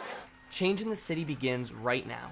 But one thing will remain certain. In Hackensack, hope burns bright. For On New Jersey, I'm Sean Thrunk. Thank you to Sean for that. I'm still smiling at the deputy mayor saying that with all the people here tonight, not one bad thing was said about us. That's a low bar, but let's hope they have nice things to say about you. But good luck to the new administration, to the new mayor, the new deputy mayor, and the council. Hackensack's a great town, a very nice town. So, and it's immortalized in Billy Joel's "I'm Moving Out," right? How does the line go? Down in Hackensack, whatever. You probably know better than me. Right. You ought to know by now. 8:42 is our time. The temperature 74 degrees. A U.S. Coast Guard rescue swimmer from New Jersey has been singled out as a hero after saving the lives of nearly 200 people over the holiday weekend during those horrible, deadly floods in central Texas. 26-year-old Petty Officer Scott Ruskin is from New Jersey. He is a helicopter crew member. He braved the dangerous waters. We are told by, in fact, the head of Homeland Security singling him out. He rescued about 165 people. He was one of just over 400 first responders, but he really emerged as the leader working across that region. As of yesterday, officials estimated, sadly, about 104 people have died, including 28 children. The governor of Texas said there were 41 people still confirmed unaccounted for across the state of Texas. More may still be missing. Our prayers to those poor people there. 8:43, the Texas flooding was caused by the remnants of Tropical Storm Barry as it sat over the region in which the Guadalupe River flows. The river burst its banks in just 4 minutes as the storm dumped nearly 2 feet of rain in just a short amount of time, forcing 26 feet of water into a river that had a bank of 20 feet. So imagine that water came up to 6 feet above the banks. If you were within a mile of that river, the first floor of your house would be entirely underwater, probably pushed off its foundation. That is just crazy. And that water could flow up to 30 miles an hour, sweeping people away in the process, sweeping structures off their foundation like twigs. Parts of New Jersey also saw flooding yesterday afternoon. Nothing like that. This was after the remnants of Tropical Storm Chantal hit our state. Tropical storms must always be treated seriously. People think, oh, it's not a hurricane. It is very important because they don't move as quickly as hurricanes, but they have all the water of a hurricane. So they'll sit there and dump water. And that's where you get a lot of the flooding from more from tropical storms and hurricanes. And as Mike will tell you, meteorologist Mike Favetta, that it's water that kills people in big storms more than wind. So because wind can send projectiles flying and knock things over, but water, you cannot fight the force of water. Once you get above a foot or so, you can't stand in running water. It's very dangerous. It could even move a car. 2 feet of running water can move your car. So it's very, very dangerous. 8:45 now, Israeli Prime Minister Benjamin Netanyahu said yesterday that he had sent a letter to the Nobel Prize Committee to nominate President Trump for the Peace Prize. Trump and Netanyahu met at the White House for dinner to discuss developments in the Middle East. While speaking to reporters, Netanyahu spoke about the relationship between Israel and the U.S. and said the forceful denuclearization of Iran led to a much more stable Middle East. And that should be enough of a qualifier for the Peace Prize, especially considering the fact that when President Obama had come into office just months after he entered office, he was given the Nobel Peace Prize. And he got us into more than a dozen wars or military actions. Not that they weren't justifiable. It's just that if he can get a Peace Prize and got us into skirmishes and wars, this president's getting us out of wars. You would think that he would be obvious as a shoo-in for that. Federal agents accompanied by members of the National Guard conducted an immigration raid in Los Angeles yesterday. The operation targeted an area near MacArthur Park. That's an area which has a heavy MS-13 gang influence.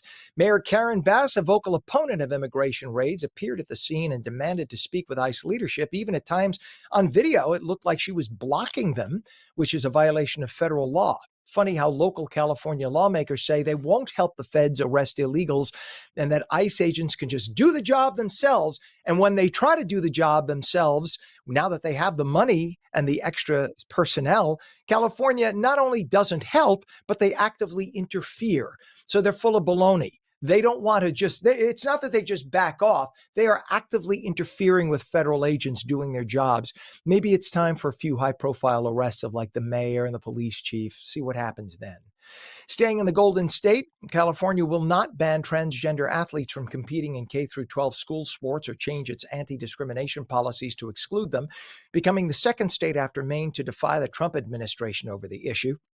U.S. Education Secretary Linda McMahon gave California until yesterday to rescind any sports prizes awarded to trans athletes and ban them after the state's or the agency's Office of Civil Rights said that the state had violated federal anti-discrimination law by allowing biological boys who identify as girls to compete against biological girls.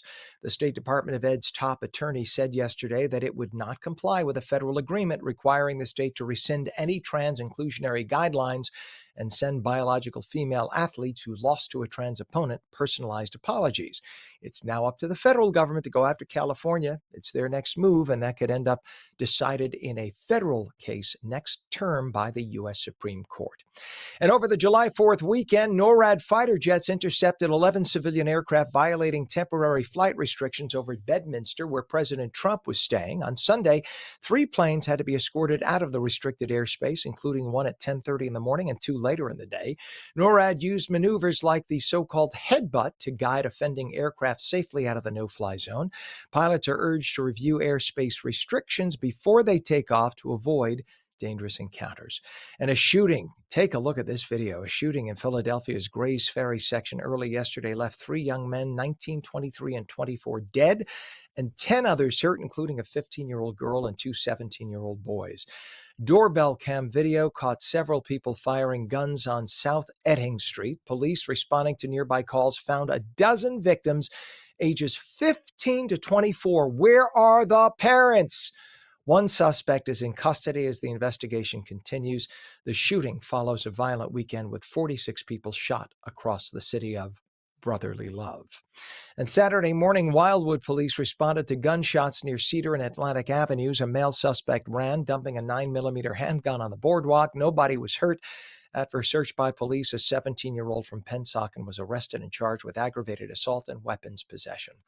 It is 75 degrees now at 8:49. Partly cloudy this morning, scattered showers and thunderstorms this afternoon. Some could have strong, damaging winds, highs in the low to mid-90s. Meteorologist Mike Favetta will be right back with your Garden State forecast. We're coming right back.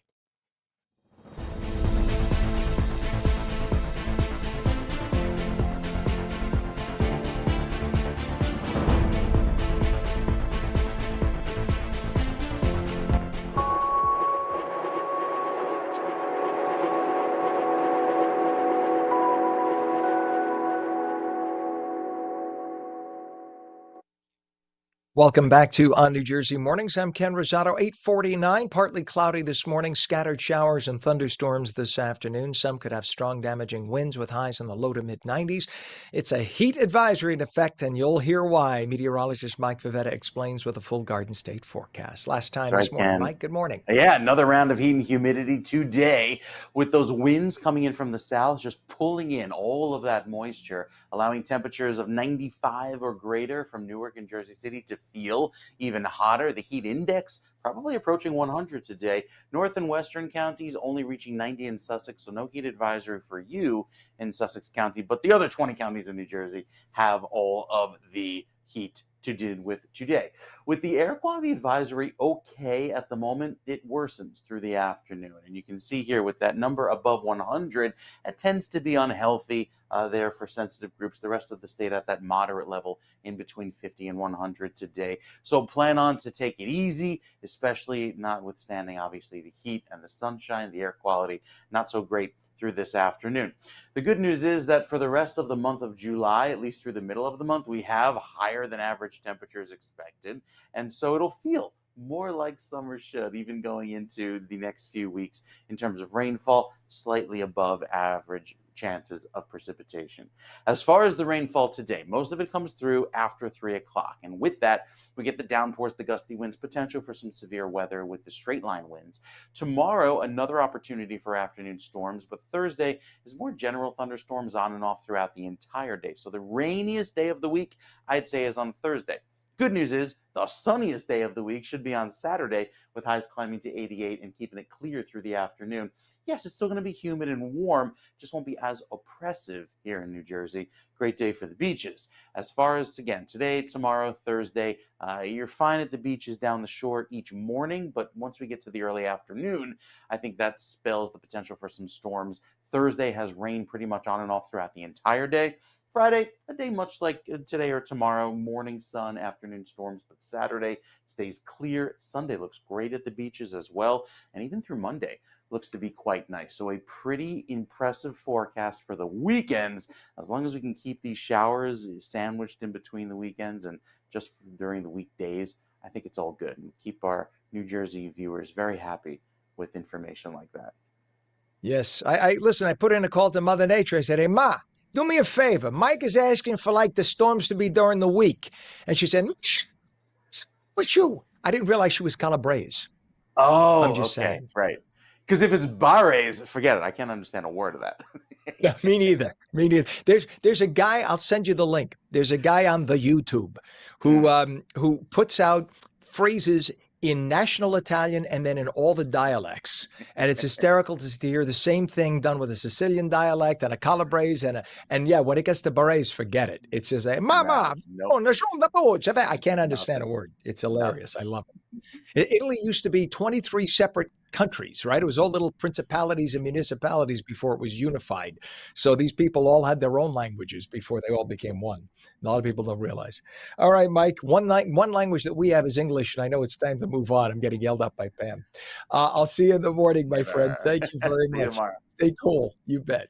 8:53 right now, and we do have some traffic to talk about. We have a disabled bus on 287 southbound north of exit 66, Route 17 in Mawa with the left shoulder closed. That's right over the border from Rockland County. A utility pole down on 206 northbound, north of Lamington Road in Bedminster, right near the president's estate. One right lane is closed. We have roving repairs on 206 northbound, north of Lamington. Oh, we just did that. I'm sorry. That just popped up a second time. We have delays on Route 10 eastbound in the vicinity of Sherman Road to Island Place in Roxbury. All lanes are open, but it is slow. And delays on the Garden State northbound from north of exit 135, which is Central Avenue in Clark Township, to north of exit 136, about a mile and a half. That's Style Street. That is all due to volume. Very slow making your way through there. 20 minutes across on the, yeah, bring up the camera. I'm sorry. Please forgive me. Forgive me. That's right. So this right now is the Eastern Spur, mile marker 106.5, Eastern Spur of the New Jersey Turnpike by the Southern Mixing Bowl, just north of it. And you can see the way that's split into truck or express lanes. No one's really express lanes and local lanes. And as you can see, everybody there headed to the airport. You can see the Pulaski Skyway in the distance, but a lot of these folks are getting off at Newark Airport, and there's a lot of volume making your way through there. A lot of folks are still on vacation or headed out of town, and that's what you got as a result. The approaches to the Hudson River crossings right now, it's 25 minutes at the Holland and the Lincoln, and about 15 to 20 at the GWB. We look at the GWB cam, and it's actually moving pretty well. 80-95 approach. Upper and lower levels are both just fine. 8:55. Adriana Trigiani is an award-winning playwright and a television writer and producer who once scripted iconic sitcoms like The Cosby Show and A Different World. She just released her new novel, The View from Lake Como. On New Jersey's Lisa Marie Falbo caught up with New York Times bestselling author to give us all the details on her latest novel hitting the shelves. In the borough of Lake Como, New Jersey, a piece of literary history was made. Adriana Trigiani, New York Times bestselling author, brought her newest book, The View from Lake Como, to life right where it's set. Trigiani met with fans lakeside to celebrate a novel that draws inspiration from both the famous Lago di Como in Italy and this charming Jersey Shore town. So when you were researching for your next book, how did you stumble upon Lake Como, New Jersey? Well, we were at a wedding at St. Catherine's. And I said to my husband, this is 15, 16 years ago, let's drive around. And when I saw Lake Como, I said, oh my gosh, there's an American Lake Como. What's happening? So that led me down a path. And in 2005, I believe, you changed your name from South Belmar to Lake Como, New Jersey. And evidently, the change of the name completely changed the fate and direction of the town. And you added to it by changing the name. And oddly enough, I was thinking about writing a character who has to reinvent herself. What better historical backdrop than the reinvention of Lake Como, New Jersey? I mean, it was perfect. Lake Como Mayor Kevin Higgins says the town was honored to play a role in Trigiani's storytelling. You know, I've read books, historical books and not historical books, where you finally get to go see those places in real life, and it's pretty fascinating. Yeah. So I'm really interested to see what that does for the town. From the shores of Italy to the Jersey Shore, the view from Lake Como reminds us that every small town has a story worth telling. And sometimes it takes an author with roots to bring it home. For On New Jersey, I'm Lisa Marie Falbo. And I had absolutely no idea that there was a Lake Como, New Jersey, but that's fascinating that there is. And now I will go visit down the shore. It is 8:57. Israeli Prime Minister Benjamin Netanyahu said yesterday he had sent a letter to the Nobel Prize Committee to nominate President Trump for the Peace Prize. Trump and Netanyahu met at the White House to discuss developments in the Middle East. While speaking to reporters, Netanyahu spoke about the relationship between Israel and the U.S. He said the forceful denuclearization of Iran led to a much more stable Middle East, and that should be enough of a qualifier for the prize, especially considering the fact that President Obama was given the Peace Prize just months after he became president and got us into more than half a dozen wars or military actions, justifiably so, I might add. But nonetheless, he was given a Peace Prize with all that military action, and Trump got us out of military action. And remember, in his first term, we had no military action. So you would think that that would be a president who would get the Nobel Peace Prize, but they are communists who run the Nobel Committee. They hate Trump and conservatives, so we'll see what happens. It is now 75 degrees in northern New Jersey, 78 in Trenton, over 80 at Newark right now. Meteorologist Mike Favetta says partly cloudy this morning, scattered showers and thunderstorms this afternoon. Some could have strong damaging winds, highs low to mid 90s, and that is on New Jersey Mornings for your Tuesday, July 8th, 2025. I'm Ken Rosato. Remember, you can catch us again starting tomorrow morning at 7 a.m. Till then, watch out for those storms. Have a great day.